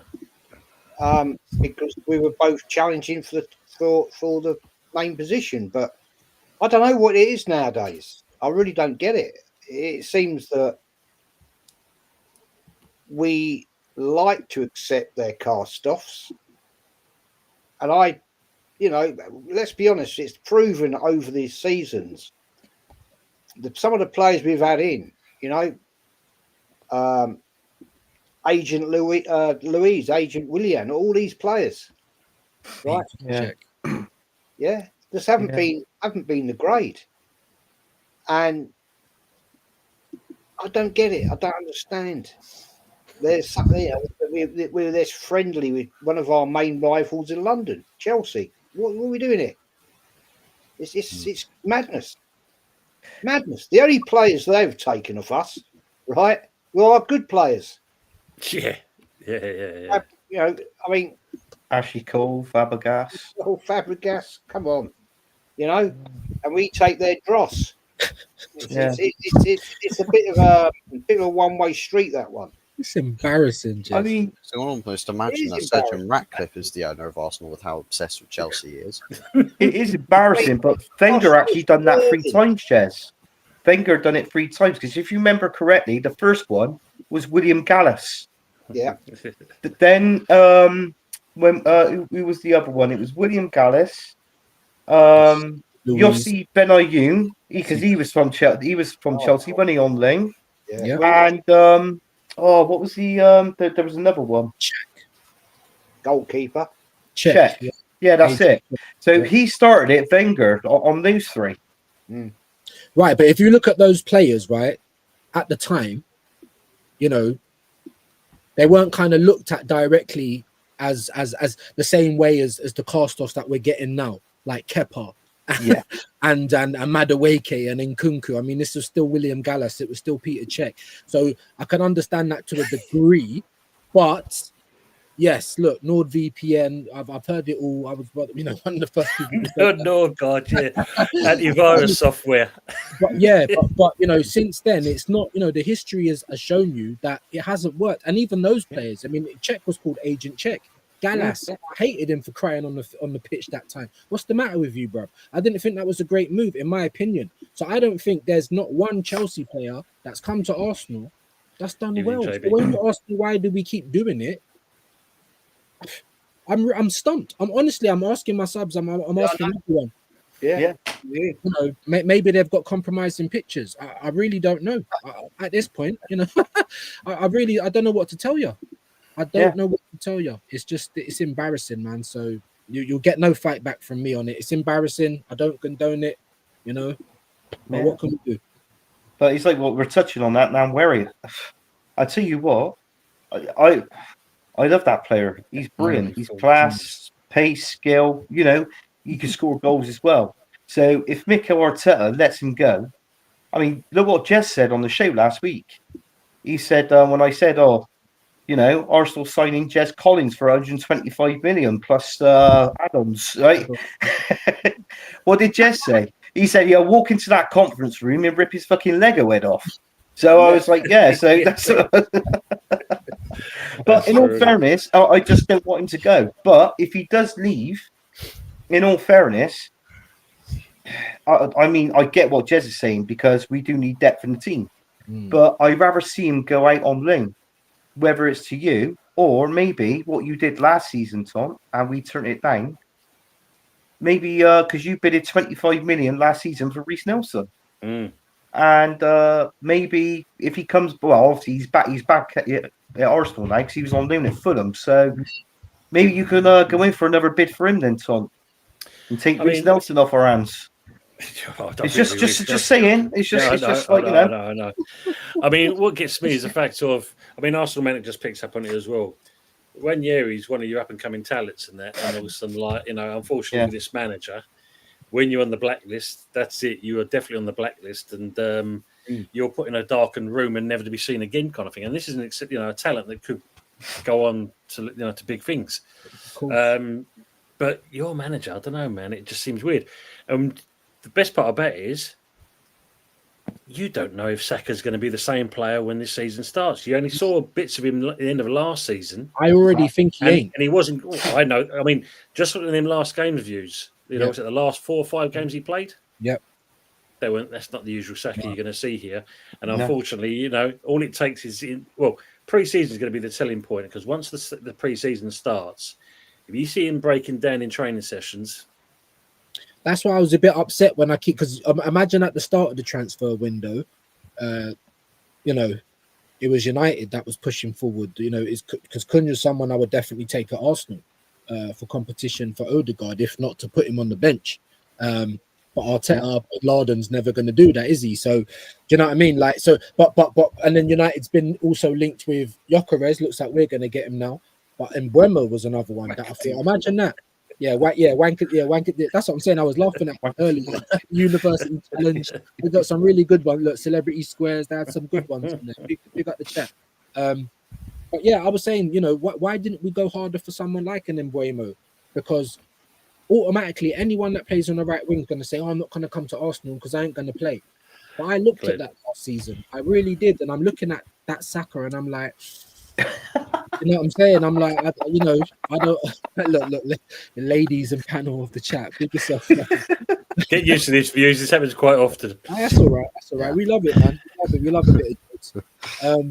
But yeah, no, I was serious. Like, not just getting. It looks like the club is trying to get back up and not competition for Saka and right wingers in world football are probably going to be turned off from coming to Arsenal because of Saka. But I honestly believe that we need to really minute manage with him next season. Do you know what I'm saying? Because he hasn't looked the same since he's been back. You know, especially after that goal against Fulham, and then after that, I mean, you know, he played quite well the second leg with Real Madrid. But other than that, you know, he's not sprinting, he's not going in for challenges the same. So I think if we did get someone to play on the right wing, they would actually get a lot of minutes. I don't know what Jez thinks, but that's just from what I'm saying. I agree, man. I think you're right. I just think, respectfully, we just need more competition within the squad. Look at what Man City have got now. They've got two 11s, right? They can play one team one week, another team the next week. Yeah, that's what Arsenal used to be like that. Yeah, right. We had that sort of situation, so that's where we should be again. I mean, it proved last year we were too weak in depth. That's why we had all these awful hamstring injuries. And once you get an injury like that, you're never going to be 100% again. Yeah. Don't care what anybody says. You've got scar tissue on a major muscle in your leg. Yeah. Right? So that's never, ever going to be 100%. We can't afford that again this season. If this manager is going to get us over the line in competition, right, with these new signings, then we must have depth. Because otherwise we do nothing again. Fact. Yeah. Let me just cover onto this one because I know we briefly touched this one. We're not going to go too much on it. But Michael's asking the question for Jez and also this, obviously, the Arsenal guys, and we've spoken about this before. What do you make of the party allegations, and should he have been playing if true? As always, people, you know I use the word allegedly, and that's all this case is going to be on this. We're not going to cover too much on this because at the end of the day, as Jez said, we don't know who's watching, and we've got to be very careful. But I'll start off with this one myself before it goes to Jez and to the Arsenal guys and Fuzz. You've got to look at this. When it happened a couple of years back, the fact he was suddenly locked away spoke volumes. It spoke volumes there and then. And then, of course, apparently he was injured. And that was the word that the club used. He was injured. If they said it was gardening leave, then it makes it too easy. That means there's some strength in this. But allegedly, and fair dues in certain respects, and this will kind of show a little bit of respect to Arsenal Football Club, is the fact that they allowed this player to finish the season and then basically have released him. And then it's all come out, allegedly. I mean, Jez, I know you've done this on a stream. Like I said, we'll literally briefly touch on this one and move off from it because, you know, it's no doubt it's all going to come out in the wash, as they say. Yeah. It's a very controversial situation. As I said, a couple of days after the announcement of the charges being put on him, you know, I didn't jump on the bandwagon. A lot of people did. Loads of people streaming about what should happen, what didn't happen, this, that, and the other. Look, none of us here are qualified to make a statement. We're not king's counsels. We're not qualified lawyers. I don't know the law, and I'm not going to sit here and pretend I do know the law. This is an alleged accusations at this point in time. Charges have been laid, but in British justice, you are innocent until proven guilty. If he's proven guilty, then he deserves every punishment he gets. But we don't know that right now. We don't know. Look at what happened to Mendy. Yeah. Yeah. Exactly. Good show. He got accused, got found guilty, then found out the lady that was doing it was a liar. Now, I'm not making any comparisons at all, because at the end of the day, I'm not going to sit here and make out I know what I'm talking about this, because I don't. But I've got enough of a brain to say we will see what happens in a court of law. And that is due in August. And we will see. Whether the club knew about it, well, yes, they did know. No question about it. And it's quite obvious to me that his contract renewal was not going to be renewed because of what they knew was coming up. So the club said, no, we didn't do anything. Yes, you were under house arrest, apparently, allegedly. And the club put him on, oh, he's injured, this, that, and the other. Then, under desperation, they had to bring him and play him. And basically, I think that's all we can actually say about it, guys, because we don't know any more than that. Because I'm not going to sit here and put myself into a position where, let's be honest, these people do watch things, they do hear things, and I don't want to be done for slander. Right? Because, sorry to say it, that could happen to some of these people that put out stupid streams, in my opinion, making all kinds of accusations and nonsense like that. You could end up yourself in court for doing that.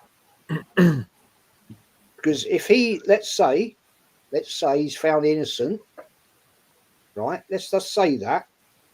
I'm not sure he would be bothered about people, but he could be. He could be. He could say, fuck you lot. I'm coming for you now. And I'm not going to be part of that game. So we're just going to wait and see. We'll wait and see. I mean, views. What's your views on this one? Pardon the pun. Yeah, well, that's what we're here for, to give our views, isn't it? But look, I agree with Jez. I mean, I've always been like that, innocent till proven guilty. However, the club definitely knew. And then you might have taken it in a bit of bad taste, because, like I said, in most walks of life, if you kind of got that wrapped over you're kind of straight on gardening leave. Do you know what I mean? So that's what I thought the club was going to do. But I didn't say much about it on my channel, because I said that if there was legs to it, then maybe he wouldn't have been so pivotal in what we were doing last season. And I just left it like that. He hasn't been charged, so I can't say anything. Well, now he has been charged, but still has to have his day in court. Like I said, it's just been a crazy 48 hours of football with obviously Jota and then Thomas Partey. It just leaves a bad taste in my mouth, because, like I said, I do think the club did know about it, and they planted their flag. They chose to stick by him, obviously, because none of it had come out. They must have known he was going to get charged. Do you know what I mean? And it's just funny how the news came out the moment he's officially not our player. Do you know what I mean? I just wasn't really with that, but we don't know everything. We don't know the ins and outs. It's a delicate situation. Do you know what I mean? If anyone's got friends and family, you know what I mean? It's a delicate situation all around. That's what I will say. I'm not quite happy with the club with that, but at the end of the day, it's happened. He ain't our player anymore. Don't excuse anything. But yeah, I can't really say too much more on that, to be fair. True. I mean, Fuzz, you got any take on it? Same as everybody else, pretty Mm. much. It's just,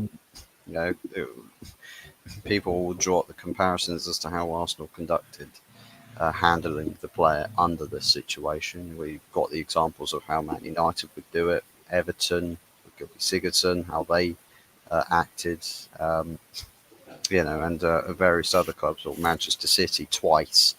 It wasn't just Benjamin Mendy, but also Adam Johnson when those charges came out against him. So we can say whatever we want about the club. I think after all is said and done, that's, I think, when people can probably, fly off the handle about how they feel about things, about the club, and as well as about the player. Given that, it's an ongoing case, you can't really say anything about it because where you are, in terms of being on a platform where there's a lot of people that listen, where we are, it's a lot easier for someone to speak about it in their extreme viewpoints, or how they really feel in a group chat, in a DM, or on your own personal timeline as not as like a creator or somebody who has a bigger following. You have to be more responsible with these sort of things. So you have to respect that the judicial system is still undertaking its due course, and that's once you get to the conclusion, that's when you can speak openly about it, and maybe one day we'll come back to it and speak in hindsight about it. But as of now, it's a very sensitive subject. So. I think it's just sorry to interrupt you, Fuzzy. I think you're totally bang on with that, mate, because I think it is a very sensitive subject for the people involved. I think it's just best left not to speak about it. Yeah. Yeah. I think we said our piece on it, Jez, and that's the main thing in it. It's now in the hands of the court, and that's where we leave it at that point, and that's where we move on from there. I'm glad to know this ain't just my problem, Tone. I'm glad to know this. Mate, you haven't met Budgie. Budgie's just as bad. If we're in the same kind of thing. I mean, Jez is very clever where he does it. He reads through it and does it as he's going along. So he literally does all the comments. I've got to learn from Jez still, and that he's going to give me the the instructions how to do it properly, and I'll have it all locked down. As Steve says, though, Tony's an hour behind with the chat. It's only been going 45 minutes. Steve, love that. Absolutely love it. Big up to Uncle Rod. How is everyone? All good, my friend. All good. Hope you're well. And as always, Uncle, it was good coming on your stream during the week. And sad times for you guys anyway. Yeah. We need to work Chelsea's fund windows there. There is some other questions. I've got to go with this one, though. Michael's off here. If Kudus is still here, how do the fan base act when he steps on the pitch? Well, we've seen it with Lampard. We saw it with Paul Wince. To say it'll be frosty would be an understatement. I think, again, it all comes down to the player. If he does stay, it's how he puts himself out on the pitch. If he kind of comes out as a fresh player, then our fans are. It'll be suddenly all is forgiven, as long as we basically, as long as we kind of give him the opportunity. But it's down to Kudus at the end of the day. He's the one who's got to kind of pull his pants up and pull his socks up and get on with it. Take the rough with the smooth at the end of the day. Just going some of the ones here. The usual there. Yeah, usual's put here. 1 to 6. Tont doesn't get through the comments tonight. I'll get there.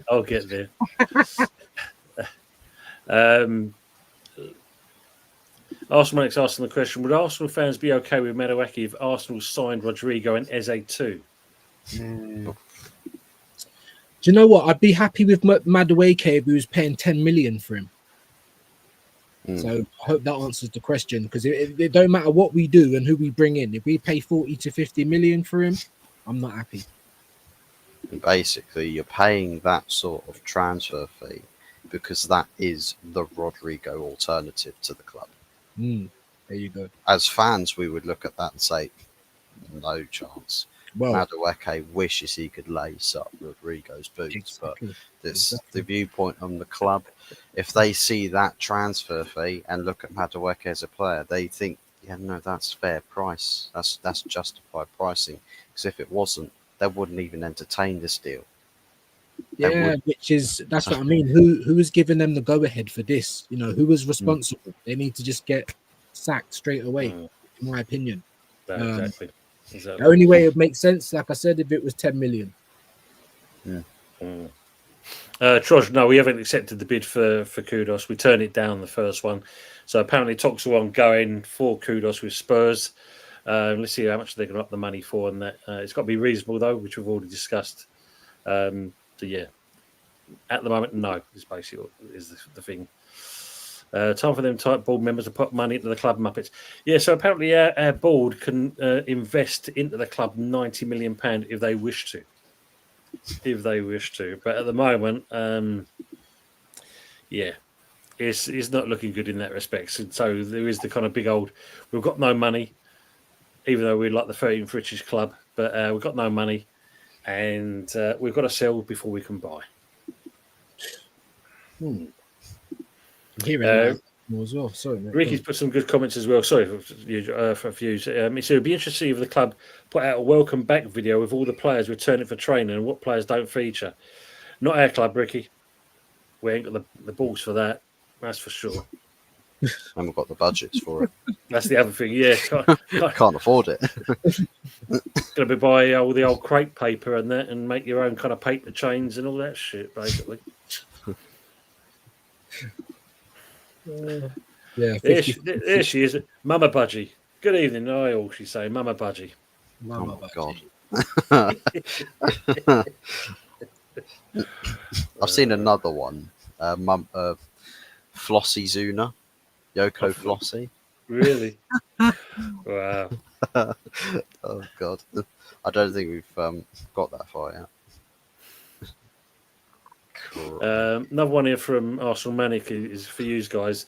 Do you still want Sesko in addition to Gyökeres? No. No. Didn't want him at all. Easy one. We move on. Arsenal Manic, so you guys paid €40 million to Nice for a defender. Never heard of him till now. Any good? Tadibo. Yes, Tadibo's not a bad player. Has his moments, does have his moments, but other than that, he can be a lot better. Depends who he puts up. You know, if he's with Kilman, not a bad partnership. Mavropanos is a bit more, a bit of a different situation in that respects. Marco asking, obviously James has already gone. Would you take 50 million and Jackson from Chelsea? He might suit us rather than he does Chelsea. He can score goals. Would you take Madueke? Madueke. I mean, again, he's another raw talent, isn't he? He is raw, isn't he? There's no two ways. He's a rough diamond. You know, he's rough. That's for sure.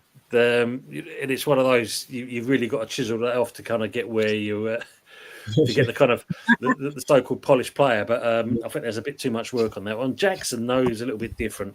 Yeah. It all depends again on Potter tactics. At the end of the day, that's going to be the telling point. I'll tell you what, it could be your Danny Welbeck. Danny Welbeck. He's still fit the most, don't he? Welbeck, that's for sure.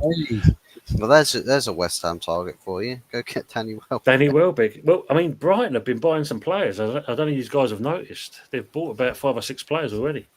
They've been doing some business. Just flying under the radar. Get those deals in, and then you'll see these breakout players next season as they run rings around us at the Emirates, at Old Trafford, at Tottenham Hotspur Stadium. Maybe cause a scare at Anfield and sit at the Etihad. Yeah, they'll go about doing their business discreetly. True. Need to go flashy with throwing big money, especially for what kind of a club it is that they want to be. They do what they do very well. It's just sometimes it can come back to bite you in the arse, where you sell players for the big cash but don't actually, keep the cycle going at a just pace to keep you stable in that same position. So I'm sort of waiting for Brighton to stumble a little bit where they sell. I think they nearly did it when they sold. I think it's somewhere they sold like McAllister and Caicedo and all the those players, that crop of players, Yeah, and the players they brought in were not hitting the ground running, and it sort of had some teething problems there. So it's whilst it works a treat, it makes them a very very rich club. At the same time, you never know when it could come back to bite you. true. True. We've seen it quite a few times, haven't we? Well, we found that out last year, funny enough. Rico on Kudos, he says, issue is West Ham never ever played him in his true position, down the middle. No wonder he looks like he has the ump after 3 managers have ignored it. And for Ghana, he does play in the preferred spot. But we've seen that with quite a few players. It's how he adapts, isn't it? That's the question. That's the one for me. Let me just kind of get back to where I was. Because obviously, you're saying about with Partey, we've got the same problem in this man, Paqueta. And yes, Michael, Kudos and Paqueta don't even appear in the new kit release. What's going on with Paqueta? We're still waiting to find the outcome of his match betting. Oh, Court okay. case. Okay, Jesus. We're still waiting on that. They put it back and they've put it back. And that's where we are at the moment. We 1 minute it's the end of the week, next minute it's a couple of months down the line, and now we're still waiting to find out. Damn. But there was, I think his wife was alluding that he might want to go back to, I think, Flamenco, get away from English football together. Yeah. Then there's other sides. Then you hear it on the other side. He does want to stay. But he, like as Jez said, with Partey in that, if it all gets proved innocence, is he going to sue the arse off of it? And not being funny, we said it on Thursday, me and Budgie, with Paqueta, if he's proved innocent, then West Ham and the player should be suing the arse off the FA because they have just longed the arse out of this because they've got no evidence, basically. Okie doke. So it's it's a player. I mean, all right, he played last season. He was okay. Could have been better, but you got to think that's probably a lot of things on there. Yeah. There they are. Look, where's Lurbert and Aunt Budgie? I love that. Sorry, like Aunt Budgie took forever getting ready. Typical woman. He's gone there. Look at that. They make a fantastic couple. Yeah. Cooley's the best of the right there. Yeah, absolutely. Gary Neville is a crap pundit. Good evening, all. Good evening, Gary. Good to see you back in here again. Hope you keep him well. Yeah, absolutely. Never trade Barron. Never trade Barron. Yeah, because that'd be if we do that. Well, good shot, Matt. Yeah, if the donkey sells Bowen, it'd be like 2017 all over again, or maybe even worse. Worse. You might see a fire over the London Stadium when that happens. Yeah, don't want to be doing that. Oh my days! Here it comes. They're all coming in tonight. Look, Mama Flossie, look, Hammers Flossie. Look at that. Big up, all. Hammers Flossie. Big up.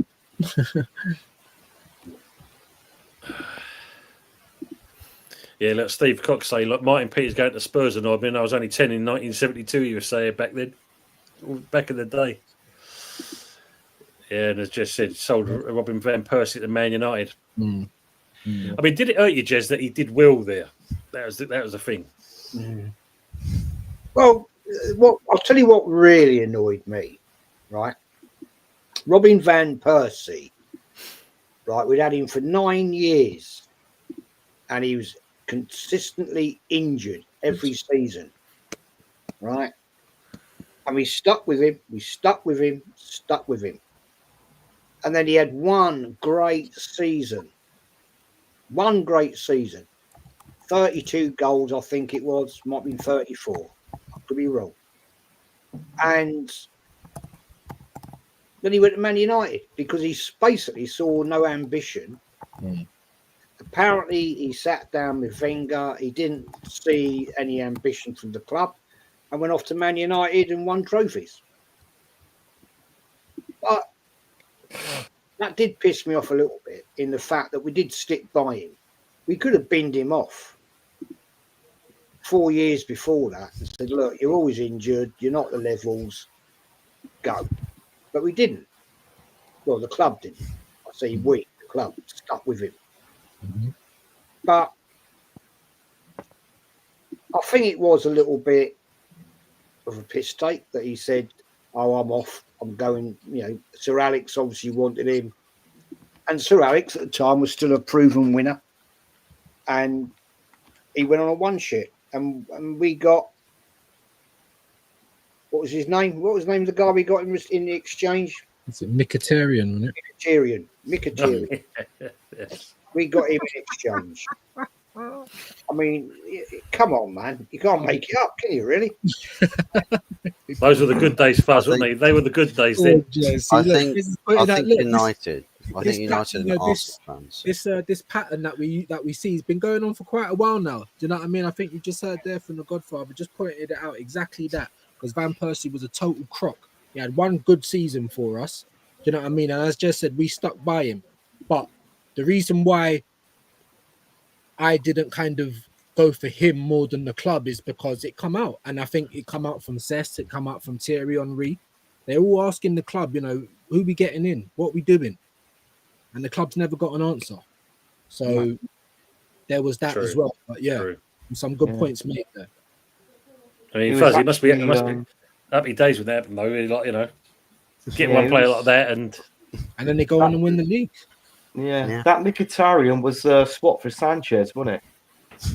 Yeah, I think us and Arsenal fans can wholeheartedly agree that was the worst swap deal ever in football history.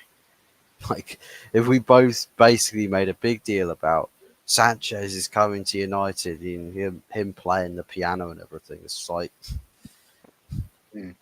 if you spent probably what you would have paid in a transfer fee for the player on his announcement video for United, played the piano for a season and then pissed off again.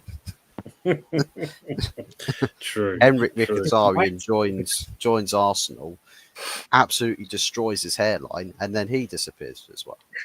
Yeah. it's great. I think that scorpion kick, Buzz, I think Giroud scored the best one. Yeah. Yeah, definitely. I definitely agree with that. Yeah, I did like Drew. There's a chance we was going to go for him at one point, which we did in certain respects. So he was always good for coming on and getting a goal. Even he left us and ended up winning stuff. So. Exactly. Yeah, he went to Chelsea. He went to Chelsea. Oh, yeah, that's another one, isn't it? Before you go, it's a great shout out from Matt Rainey, and that he says Gen Z people in general are just see you in empty tarts. Sorry, but us old school were built differently. That's a fact. The kids nowadays are tarts. When back in the day we had proper men, they played football with pride. And that's the problem there. It just, we see too much of it. Too much of it. They're all wrapped in cotton wool these days. Don't like a good old rough and tumble like they used to. Yeah. Stephen Lang saying Campbell, just because obviously there's a few people mentioned obviously sold Campbell Spurs to Arsenal. I think you got the better deal out of from when he left. That's for sure. Yeah, exactly. Ladies and gentlemen, this is my apologies for the tardiness, but I was busy practicing making this face.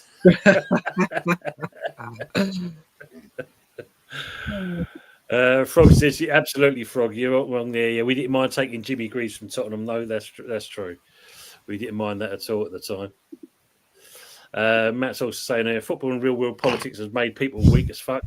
Shit attitudes and MSM projects, protects and praises failure. Can't have an up nowadays getting offended too easily. Bunch of soft lads. This is the problem, and it's too PC, as they say, too PC. Yep. He's a friend of my dad, off license owner in Dagenham, made it worse for me and my brother. Yep, Sheridan did well for us, but he was close to 40 at the time. But yeah, still an exceptional player. Yeah. Considering blood must have been 90% alcohol at that point. Greavesy put in some good performances for us. Greavesy was all right. Good shirt. Yeah, look, Bowen should have played on the left to let Kudus play on the right. Bowen is left-footed, both-footed. Done a better job than Kudus on the left, but yeah, too busy doing that. Good evening, Damien. Hope you keep well, mate. Just relax with Kudus, he's saying, as always. Who's playing around with the drums? Who's that? I thought it was you typing, Tom. No, Yeah. not me. No, I could hear someone. And this is. I'm not even told. Just tapping the old the mouse pad. What's going on? For me, the only thing left is West Ham as the name, and some old diehard fans. Sullivan and Brady have destroyed West Ham, and yeah, we're just hoping that this American thing, if it's got any meat behind it, that's going to have some relevance, and they take us over. But we're still waiting for that day to happen. Yeah, Chelsea have just been fined 80 million by UEFA. Wow. Is that for that crowd trouble they did or something? Was it for that? No. It was money. I think it was not P. What's the other one? PSR and is it FFP or whatever? Oh, they've been done for that. Okay. Yeah. Wow. Lawrence, as always, have to drop off for 30 minutes. Tony will see this the post next week. Oh man, we're getting there. We're getting there.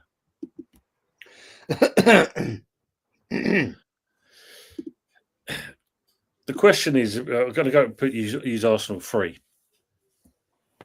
If you do get Gyökeres over the line, is this the final piece that you've been waiting for in the jigsaw to actually get you the Premier League? No. Nah. Nope. We need like I said, we need cover, not competition. Competition, not cover. That's what we need now at Arsenal. Players like Odegaard having a bad season, and it happens. Do you know what I mean? So then you got to have someone else to come in, and Arteta's got to trust those people. We saw last year with all of the injuries we had, the players dropping like flies. We need a little bit more depth, and we definitely need a lot more quality, especially in the attacking areas. If Gyökeres comes in, it's a good start. But no, it isn't all we need. Like I said, we do need someone to hold down the left wing properly, someone that can chip in with goals, so we're not just heavily reliant on Saka's side. We need a proper striker. We need someone that can challenge Odegaard. Some might say we still even need a left back. Do you know what I mean? Because we've got Calafiori. I think he's all right going forward defending. I'm still to be a bit convinced with him. I don't think he's all that defending. The fact that Lewis Skelly has come in and made it his own position when we just paid best part of 40 million for this other Italian guy tells you it all. So we might even need another left back. So, I mean, just to kind of not go around the houses, I'd say no. We need a few more pieces than Gyökeres. Yeah. Mikel Need Roberto Di Matteo, mate. Well, it depends. I mean, if Mikel Arteta actually gets any more players in, because you think of it. I mean, you said backup. I do get that, and we need depth, but I want to see competition in all positions. I mean, you look at it now. Trossard has refused to sign another contract. He's only got 1 year left. Martinelli, Bayern Munich is after him for 50 million. Now, if you ask me about Martinelli, I think me and Jez absolutely agree on what I'm going to say about Martinelli now. Number one, he hasn't got his scoring boots on anymore. It's like he's lost a yard of pace. Yeah, his all-round play has been affected, which it has. The only reason why Martinelli was brilliant was because he had a top-quality left back behind him in Fiorentini.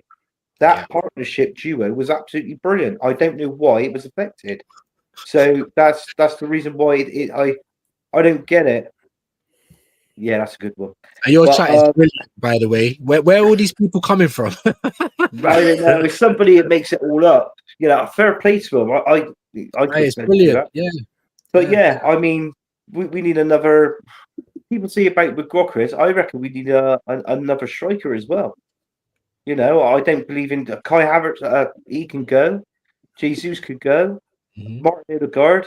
He can either be on the bench or he could piss off. One of the two.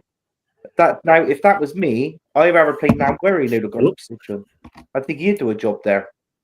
So but Mikel Arteta is not going to do that because he's so-called the captain of Arsenal Football Club, which he's no captain at all. So and left back, I do feel that we need a left back, even though Skelly's there, but we know Skelly's proposition is in midfield. We could we could push him up into midfield.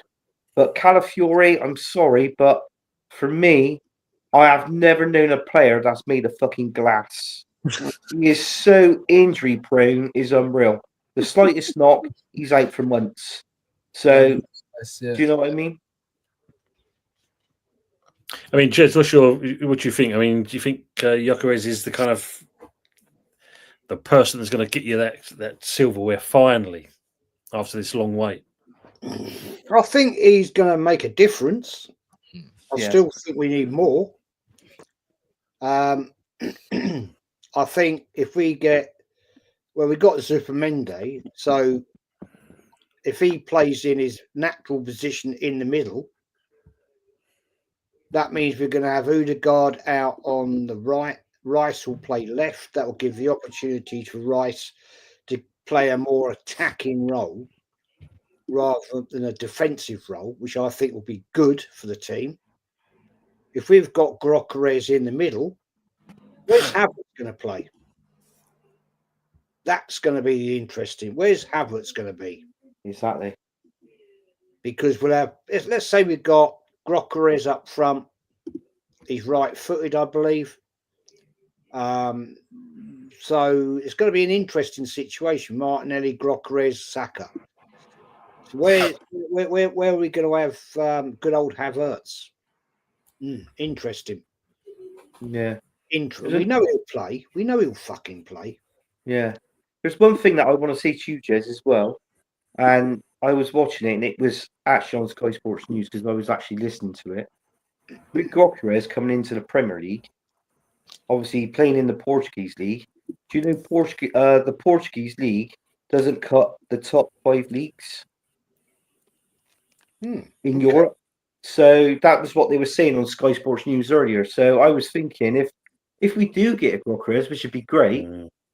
I mean, people are thinking now, would he be able to score 25 goals a season?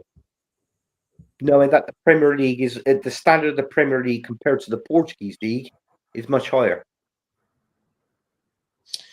I don't know if it is it? I don't know if it is. I don't know. I don't know if it is, Anthony.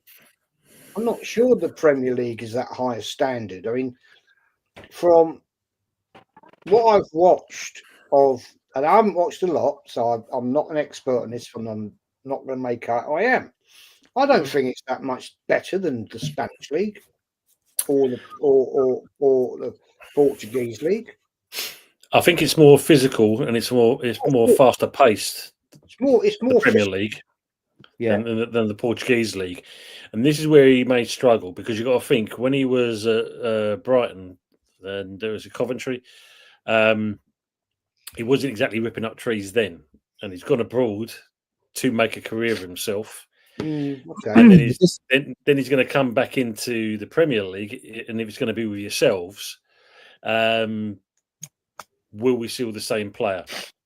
You know, we know he's going to score goals because it's in his nature. You know, he's made sure of that. Yeah, but the thing is, Tone, look, if he can get 18 to 20 goals a season, that's a damn sight better than what we've got right now. Oh, definitely, mate. Yeah. You know, that'll be an improvement straight away. But I've left this up here because I think, going back to what we were saying, this is a great one from Trosh. Sometimes you need to invest proactively and not reactively. And I think that's a great shout because if you look at it, unfortunately, I mean, we did it last season. You guys have done it, I don't know how many times. And then, of course, we look at Man United and that, I mean, the last couple of years and that, it's been part of their mantra, unfortunately. Let me just dispel this myth, though, because I honestly think it's a myth. And I think people like to lean into things a bit too much. Like, if you actually look at his record, you can bring it up right now because someone else I was watching the video one was doing it earlier. He's been scoring goals consistently for 4 straight years. You think he didn't rip up trees? Hold on. 17 goals in the championship season is bad. I didn't think so. And then the one after that, he got 20 plus. So he's only just gone more and more and more. Do you understand what I mean? He's banged for Sweden. 6 goals in 8 Champions League appearances. Look at his numbers. Yeah. I'm not saying that part. I'm not saying it's just you. I'm not saying it's you, Tony. It's the general consensus. Oh, but it's the Portuguese league. Oh, but it's a farmers league. Oh, but you know all of the dejectors and people that want to try and put a bit of a downer on it. If Gyökeres was coming to your team, and I mean anyone that wasn't Arsenal, you'd be gassed. Let's have it right. Yeah. And I understand that. Sorry, go on, Jez. Go on. The way I look at it, I know this is a bit of an idiotic comment, right? Who would you rather have, Nketiah or Gokeres? Gokeres.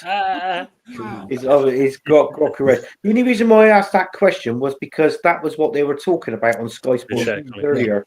Yeah. And they will do. And they will do. They will do. Yeah. Even not even being funny, Anthony, right? Even in the Arsenal fan base. Because I've got the He has played in England, though, hasn't he?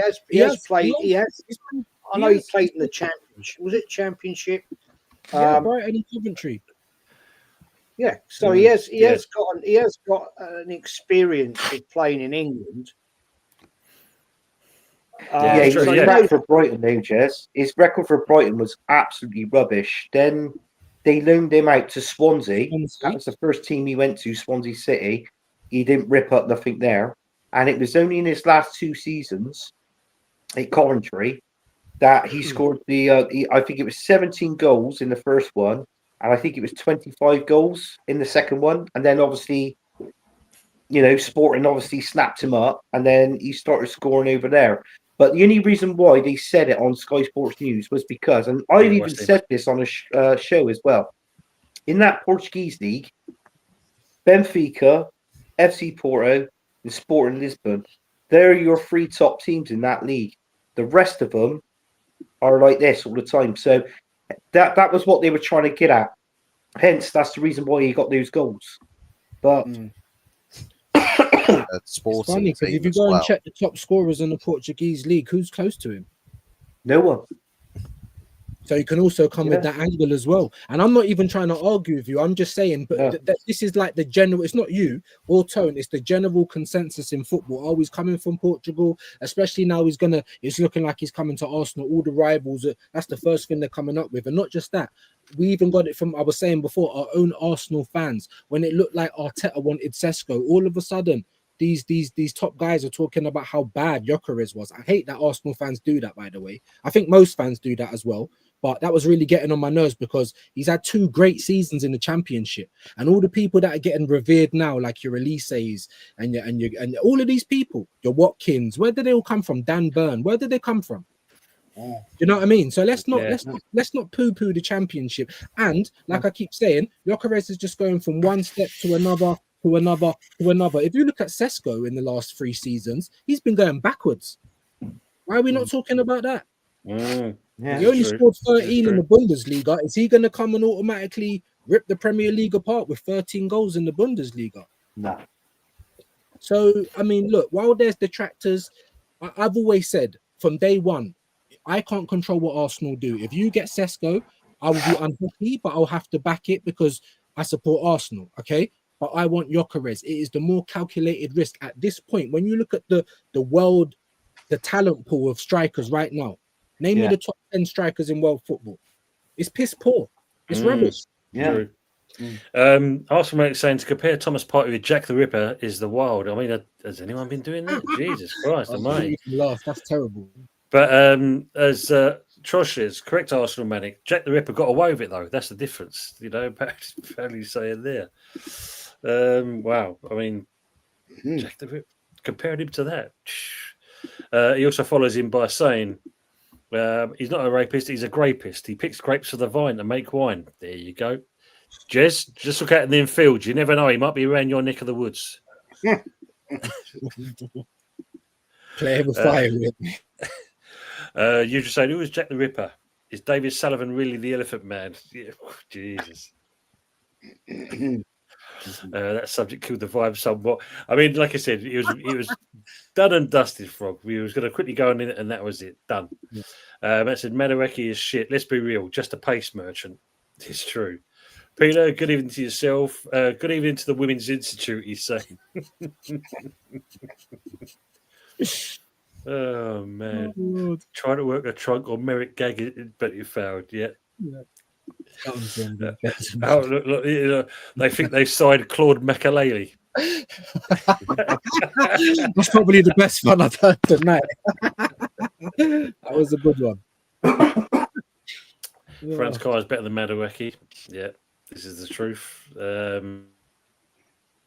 Oh, West Ham transfers are definitely not maybe going to happen. Yeah, it's very dead on their end at the moment for West Ham. At least, I say, Cummins and Tadibo, that's it. Jesus Christ. Arsenal said, would you accept 60 million for Kudos? Surely you must take that. No, we want a bit more, I think. 70 million, I think, is, is a compromise. 70 million probably to do business. But, as we said earlier, Chelsea have got an influx of players, so they can easily kind of chuck us money plus a couple of players. But again, it still needs to fall into the PSR things. Tone, what do you think of what James was saying earlier? Because obviously it's come out. Obviously, like I said, the tier ones, the same usual suspects are saying that, Kudus is saying there's only one destination for him. He reckons that it's Sullivan or whoever else saying that. Like I said, if that was the case, if that was to come from the board level, I'd think, like I said, it's a bit, you're kind of pigeonholing yourself, especially if you want to get the most money for the player. Surely you're going to want to start a bidding war rather than just saying, just to kind of get the blame off me, I'm going to, Kudus only wants Tottenham. You'd like to think that, wouldn't you? The biggest problem is, like in Kills, this clause thing was in last summer for Kudus. No club came in for him. And that's when he was actually on form back then. This season, just gone, he's not been. And if he was that good, then you'd think you'd hear, we're knocking on the door. We want him. Yeah, come in, please. You'd expect that, but we're not seeing that. Right. There was talks, obviously, 1 minute it was going to be Liverpool. But they went with him as well as Bowen. Then you was hearing it could be Chelsea. We know Eddie Howe's a fan of him as well. But again, they've just signed, I can't remember the fella's name there, they just signed that player, so that's him virtually taking out the equation to go to Newcastle. So any kind of, then there's talks of used guys coming in. But again, I think there was a couple of streams earlier, was 50 million, take it or leave it. Spurs have actually gone in that angle as well. So if he's going to be chilled, it only if he's going to be, unless he's turned down Saudi, he don't want to go there because he wants obviously Champions League. He wants Champions League football and fair play. As we know, players are only in it for a short period of time. Yeah. So it only really leaves, unfortunately, Spurs, and if Chelsea will do the dirty and come in the last minute. But can we see it happening? As for Sullivan, as you found out with Declan Rice, he plays eyeball now. He wants to get good money. And fair play to him in that respect. But with this one, could it be the case of, and James made a point of saying it, and it will cause an absolute outroar. I think with the Kudus one, it's going to divide the fan base. But if we got a shot of him, for instance, and it still wasn't enough, then our next best asset is Bowen. And that's the worrying thing. Yeah. That would be the worrying thing, because that one there, he would look to kind of get as much money for that, because he'll be the next best selling asset for the club. And as Peter's put here, little by little, our club is crumbling, and it is. Not being funny, and this what happened to Birmingham before Gold and Sullivan sold him. They literally asset stripped the club, and it seems to be over the last season or so. This is what it seems Sullivan's doing at the moment with West Ham. Okay, so you think he might kind of be, because I big up Matty, Southern Gooner, and Kenny Ken. They're saying, with Bert, that he's kind of giving Arteta the rope to hang himself with. So do you think that kind of might be the same as you just said? They're stripping assets. They're getting ready to. Could be.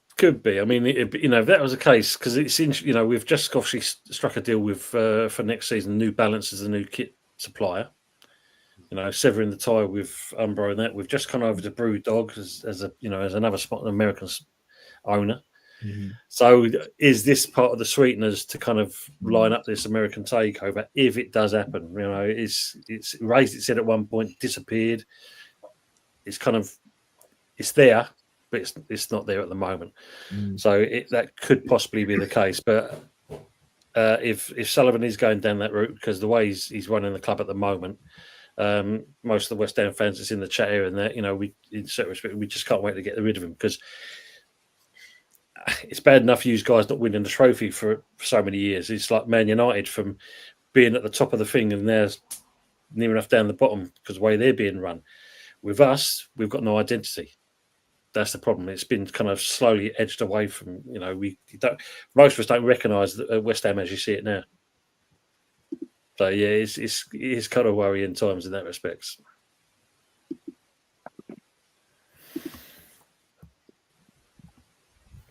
Where did Potter finish with Brighton? That's the point. Where did he finish with them? Was it mid-table, wasn't it? About the same place they finished past like several seasons. Yeah, because it's the same kind of model, isn't it? Really, nothing changes in that respect. Well, it's a club thing, isn't it? You're a manager. And that's one thing you can also appreciate with Brighton. They don't change everything for a manager. It's a club identity, and the manager comes in to merge with that club identity. So you'd also need the club to meet you halfway with that as well. Because if you've got a club that's not educated, they'll go out and they'll find you whoever, stick him in the manager's position to say, hey, now you go and do this, and the manager will be like, but it's just, I need something to work with here. So I think club needs to be intelligent. Brighton do operate with intelligence, and find a manager that sort of comes halfway, and find good partnerships. True. I think I think most clubs could learn off of Brighton's model, because Chelsea are trying it. Chelsea's model, I think it was bloody what's his face, Egg Barley, is the Brighton model is a great model. Yeah. Don't aspire to be like Madrid or Barcelona or any other top clubs. Let's be like Brighton.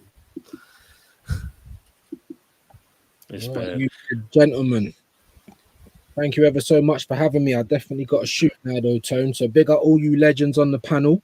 Absolute pleasure popping it up with you guys. Big up everyone in the chat. World class. Like and subscribe. Congratulations again, Tony, for 1K. Thank you, mate. No worries. Thank you for having me on, man. Big up all the guys on the panel, everyone in the chat. Have a great evening, people, man. Thank you for having me. Views again. Thanks for coming on and that. First of many, hopefully, it's going to be as Yeah, well. yeah. And, you got my number now, so absolutely, mate. We'll catch up soon on that, and we'll get a spotlight in with you as well. wicked. Have a great evening, everyone. Yeah, absolutely, man. Great stream. Have a great evening, everyone. Take care. Thank you, mate. Take care. That was Views on Sport. Ravi saying, questions, thoughts on this window in general for Liverpool is better than it has been in years. Yeah, I mean, they're spending big money, aren't they? Wow. And Jez said, They can afford City, they could afford. They spent 10 million last summer. People Exactly. forget. And before July 1st, hey, your transfer accounts, you've still got all of this money backlogged from last season. Spend it then, and it'll reset itself in accordance to PSR. Yeah, that's it. So Liverpool can have a real juiced up summer if they want. Before we go back on the Ravi, you have to go back into the stream, and that you'll see we've talked about that one. Yeah, I mean, City bought. I mean, Jez said it already. As soon as that first window came in, what was it like 5 players they bought? So they've rebuilt virtually within one window. It's one mini window. And Liverpool, as Fuzzy just said, one player Chiesa and that, so they've got pots of money to spend, and they're not finished. They've still got a couple of more. Good night, Daz. Thanks for being with us as always. Yeah. I mean, Anthony, what's your views? And Jez, what's your views on it? What, Man City? Yeah, and Liverpool. I mean, serious intentions. They're going again, aren't they? Man City were obviously pissed off the last season. Wasn't to their levels. So we all know what they're going to do. They're going to go and invest heavily. Looking at their squad right now, there's 2 teams of 11 right there. Liverpool, they're doing the damage. Of course they're going to. Just won the bloody Premiership. Sadly, tragically, they've lost a great player. That's going to have an impact, I think, and it's going to be tricky. But we know what these teams do. They're acting like what we should be doing, like Arsenal should be doing. And thankfully, right now, Arsenal are looking at last like they're acting like a big club, getting in proper players, not buying dross. But we'll see. There's Yeah. a lot more to come just yet. Good. I'll come to you, Anthony. I'm just going to go into Lawrence's super chat. Thanks very much for that, my dear friend. Congrats on the 1K subscribers. Tony, great skills keeping up with the chat. Get in there, mate. Fuzz supports the bottom squad. Jez is the legend. Ant never lets a fire alarm beats his ass. And thank God Chelsea dude is not on this week. Lawrence, unfortunately, he won't be on on the YouTube platform forever. Unfortunately, yeah, forever. I'm very unfortunately, but thank you very much as John always. Wicks have gotten. Yeah, yeah, definitely have got him. Anthony, your views on it? Well, I said it earlier, Tom. You know, obviously with Liverpool, you know they've got their players. What made their team outstanding more was actually the Van Dijk and Salah signing their contracts as well. You know, their extensions and Good shirt. you know bringing in the players that they wanted. Man City, like I said earlier, you know they signed 5 players in that little window. So that there, I think Man City would get more players in. And trouble is though, we're one of those teams that likes finishing second. But can I see us finishing second if we don't add more to our squad? You know, and it's not just depth. I'm not talking about bringing in players like Norgard. I'm talking about players that we need out on that left. You know, a decent backup for Saka or a rotational player with Saka. You know, that's what we need. A left back. You know, Hughes on Sport, he said it earlier, you know, a left back, and he had a point on that one. So, you know, there is a few positions that we do need.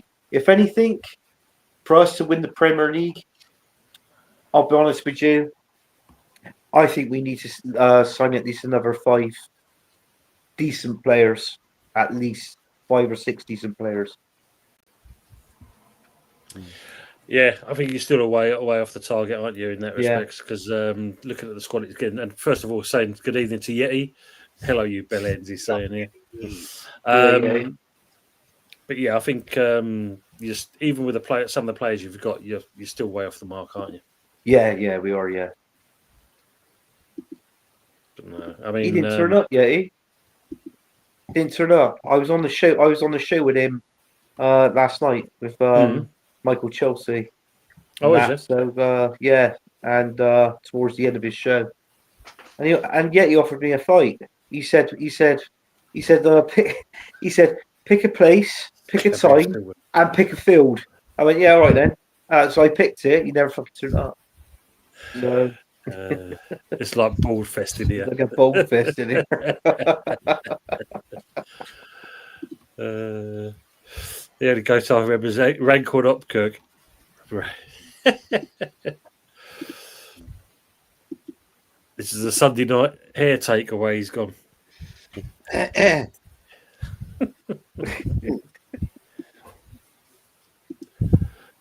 talking about Portuguese league, 3 half decent teams, as you said, Anthony.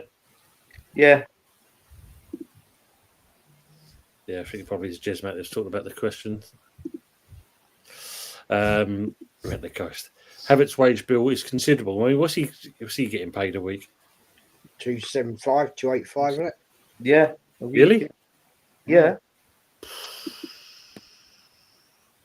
And I said to Jez, when, like, you know, on his show once, and I still think in his contract, he's still got a number of games left to play on his contract.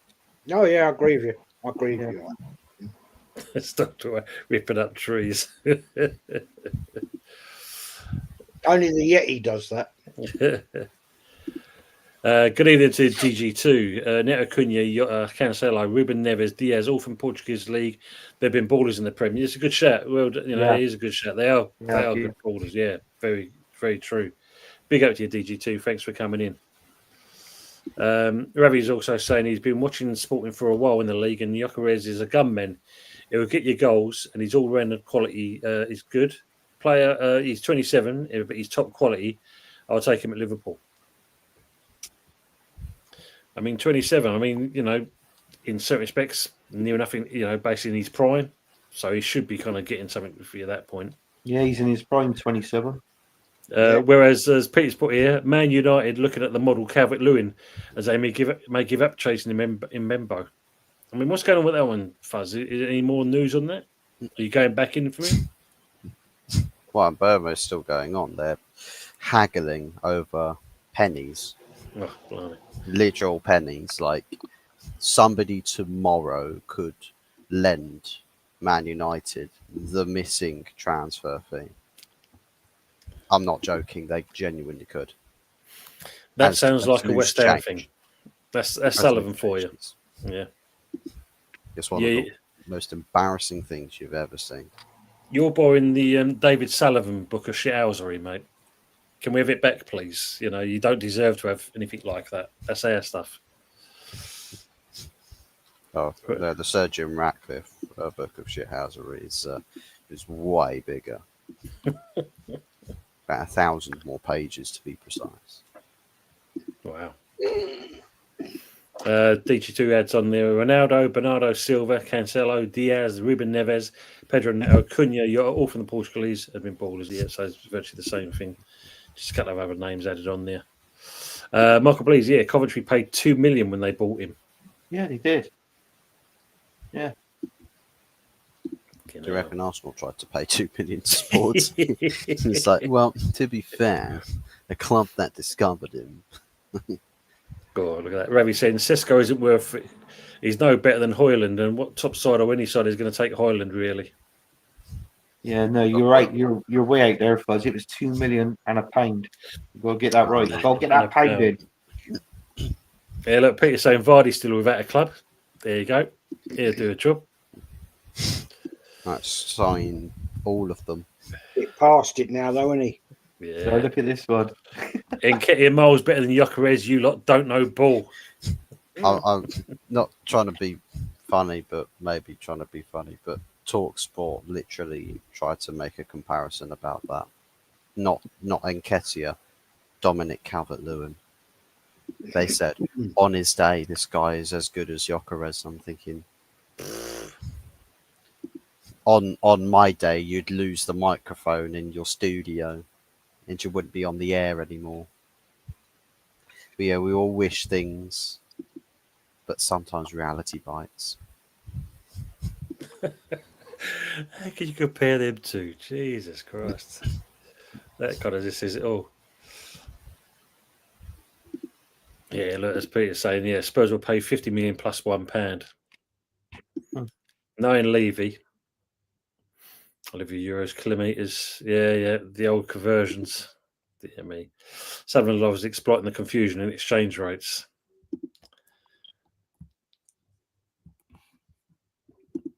Asset stripping, but spent 150 million last year. Well, he's got to recoup his money back, Damien. That's the thing, isn't it? If that was his own money, he'll be looking to get it back. Make it make sense. If we knew that, mate, I mean, like, you know, it's just a fact of it's no use playing hard ball if we're going backwards because of things like they are. You know, we should have pushed on from the Euro when we won the Euro conference. Was on that. Euros are like chocolate pennies at Christmas. Allow it.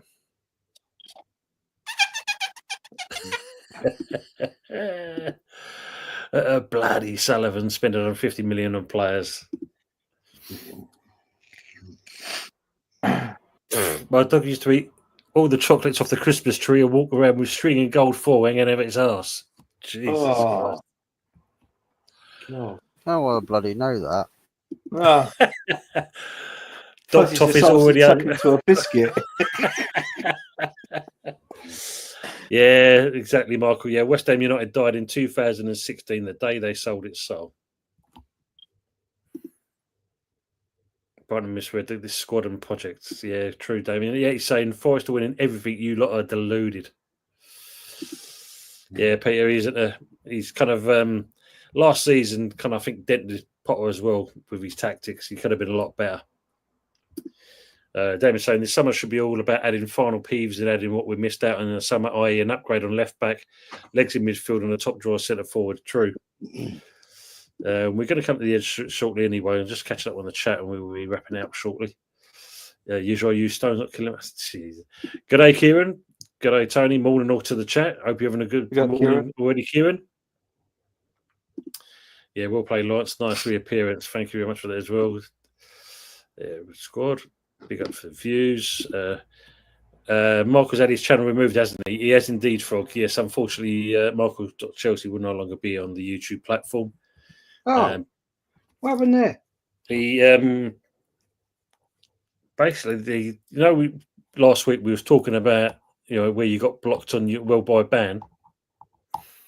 Say again, sorry, I didn't hear that. You talk about like the worldwide ban you got because of the music on your stream. Oh yeah. Whereas about a couple of days later, we got exactly the same thing, but the whole channel. Really? Mm-hmm. He appealed, but they come back and he won't be coming back as that channel. He's literally not allowed on YouTube anymore. Yeah, he's not allowed to create another account with them. No, that's got to be quite serious because I appealed it, and they came back to me and they just said no, it's copyright and no effect on your channel. There must have been more to it than that for that to happen. Yeah, exactly. I mean, these are TARDIS. He appealed, and the information come back, and they've reviewed it, and that's it. He has found another platform to go onto, and he said he'll be looking to create some content soon. But yeah, unfortunately, he won't be coming back on the YouTube platform.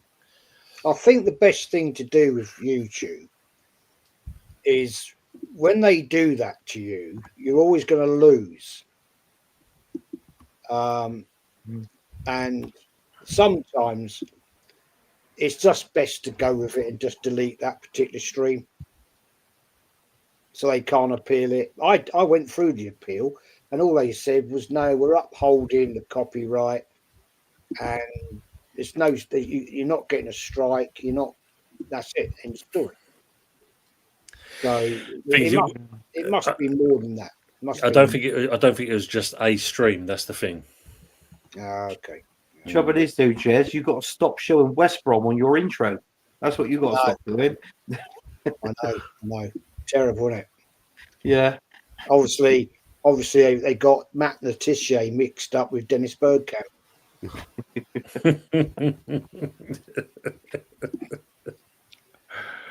Oh man. Okay, Yeah, Liverpool will look to win the Prem and UCL in one season. Yeah, Ravi, I mean, you're doing some brilliant business, that's for sure. I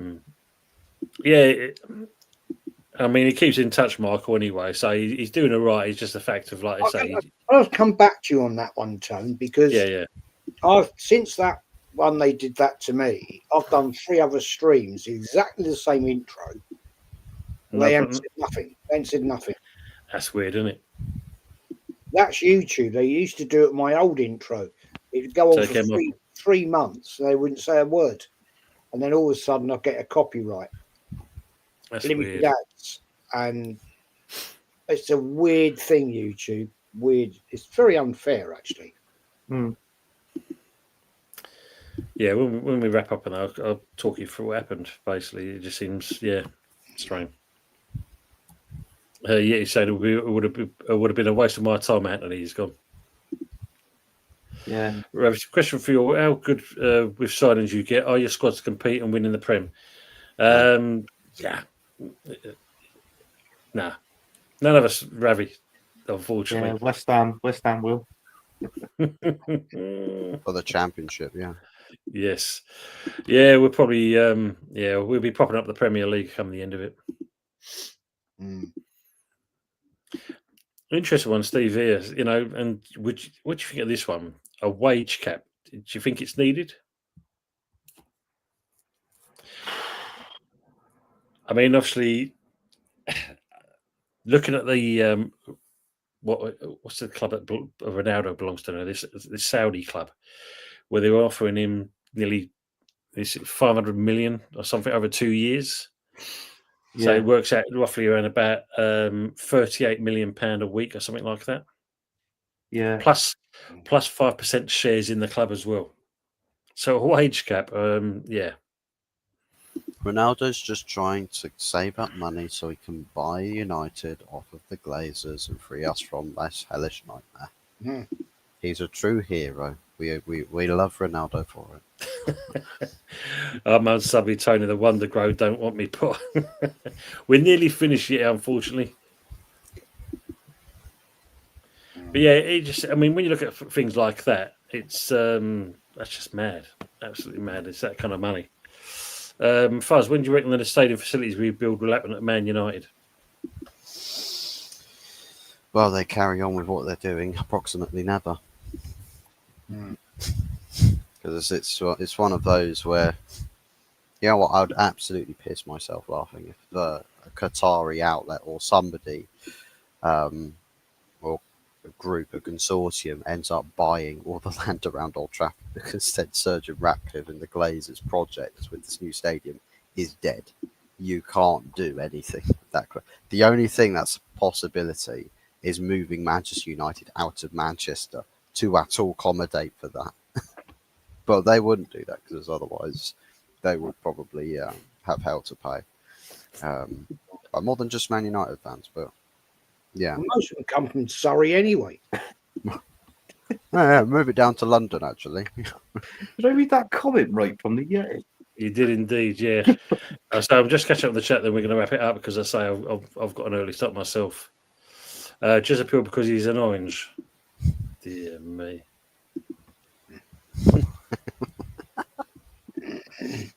Wow.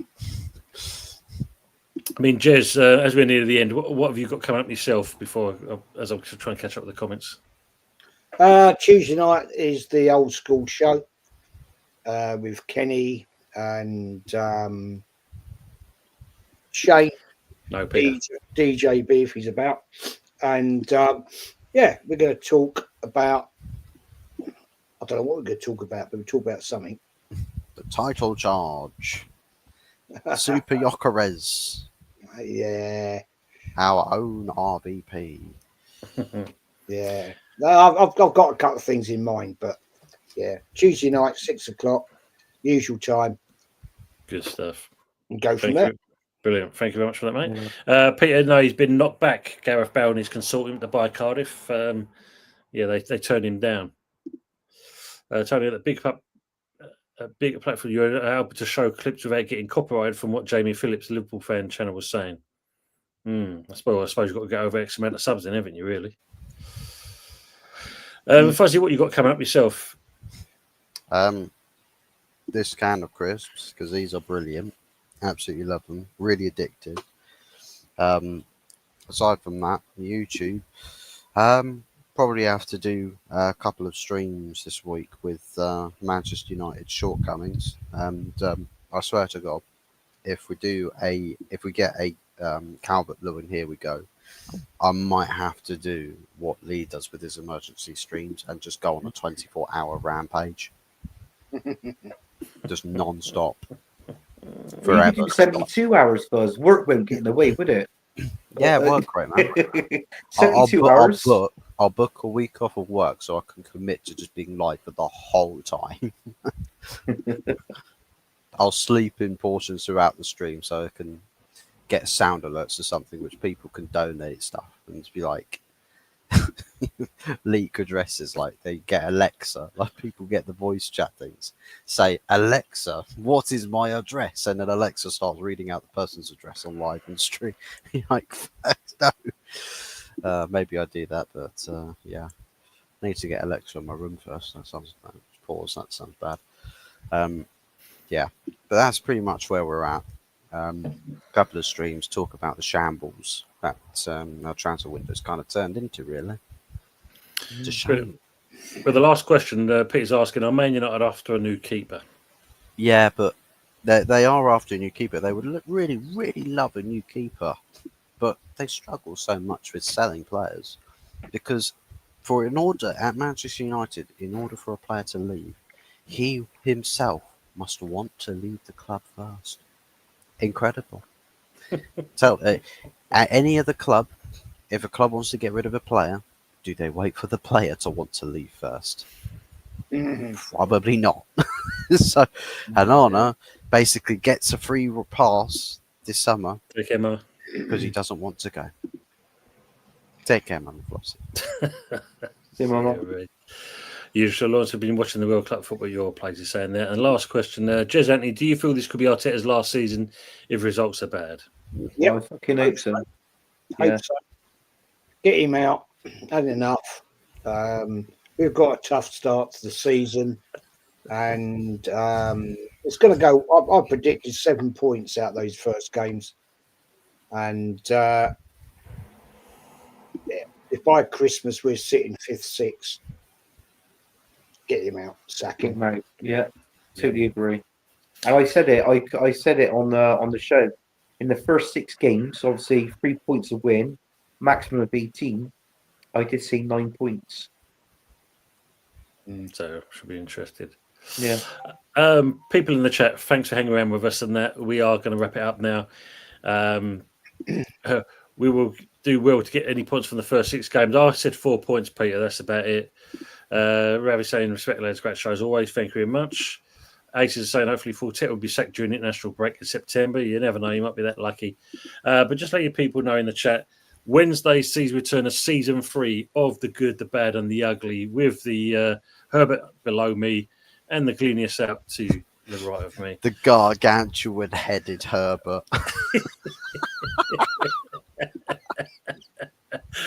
And of course, back on Thursday will be me That and looks Budgie. so wrong. That looks so wrong. That thumbnail. You got to fucking change that thing. Jesus, what is that? It looked good, Budgie mate. looks bigger than me. Someone did You say, should you know, change. You did should someone change say, it. did we nick, did we nick the motorbikes? And I said, well, Yeah. But other than that, It's not thanks for realistic everyone. either, Tony, because you wouldn't find me in Paris. No, it's Blackpool. The budget don't stretch that far, Fuzzy. We don't, Blackpool. I thought it was Paris. Nah, Blackpool. That was, mate. Was it? We can't afford that budget for France. Only Jez does that. It's not even Blackpool, mate. That's just a green screen room. No, we're going to go past on our boats and be tight outside Jez's house. Hey, come on, Jez, come for a ride. Thank you very much, G. Big up 20 on your 1K. It obviously shows that no matter how bored you are, you can still succeed. There you go. And on that note, people, we are basically wrapping it up. And we'll see you next time. Take care for now. And thanks for being with us. Good night, all. Take care, everyone.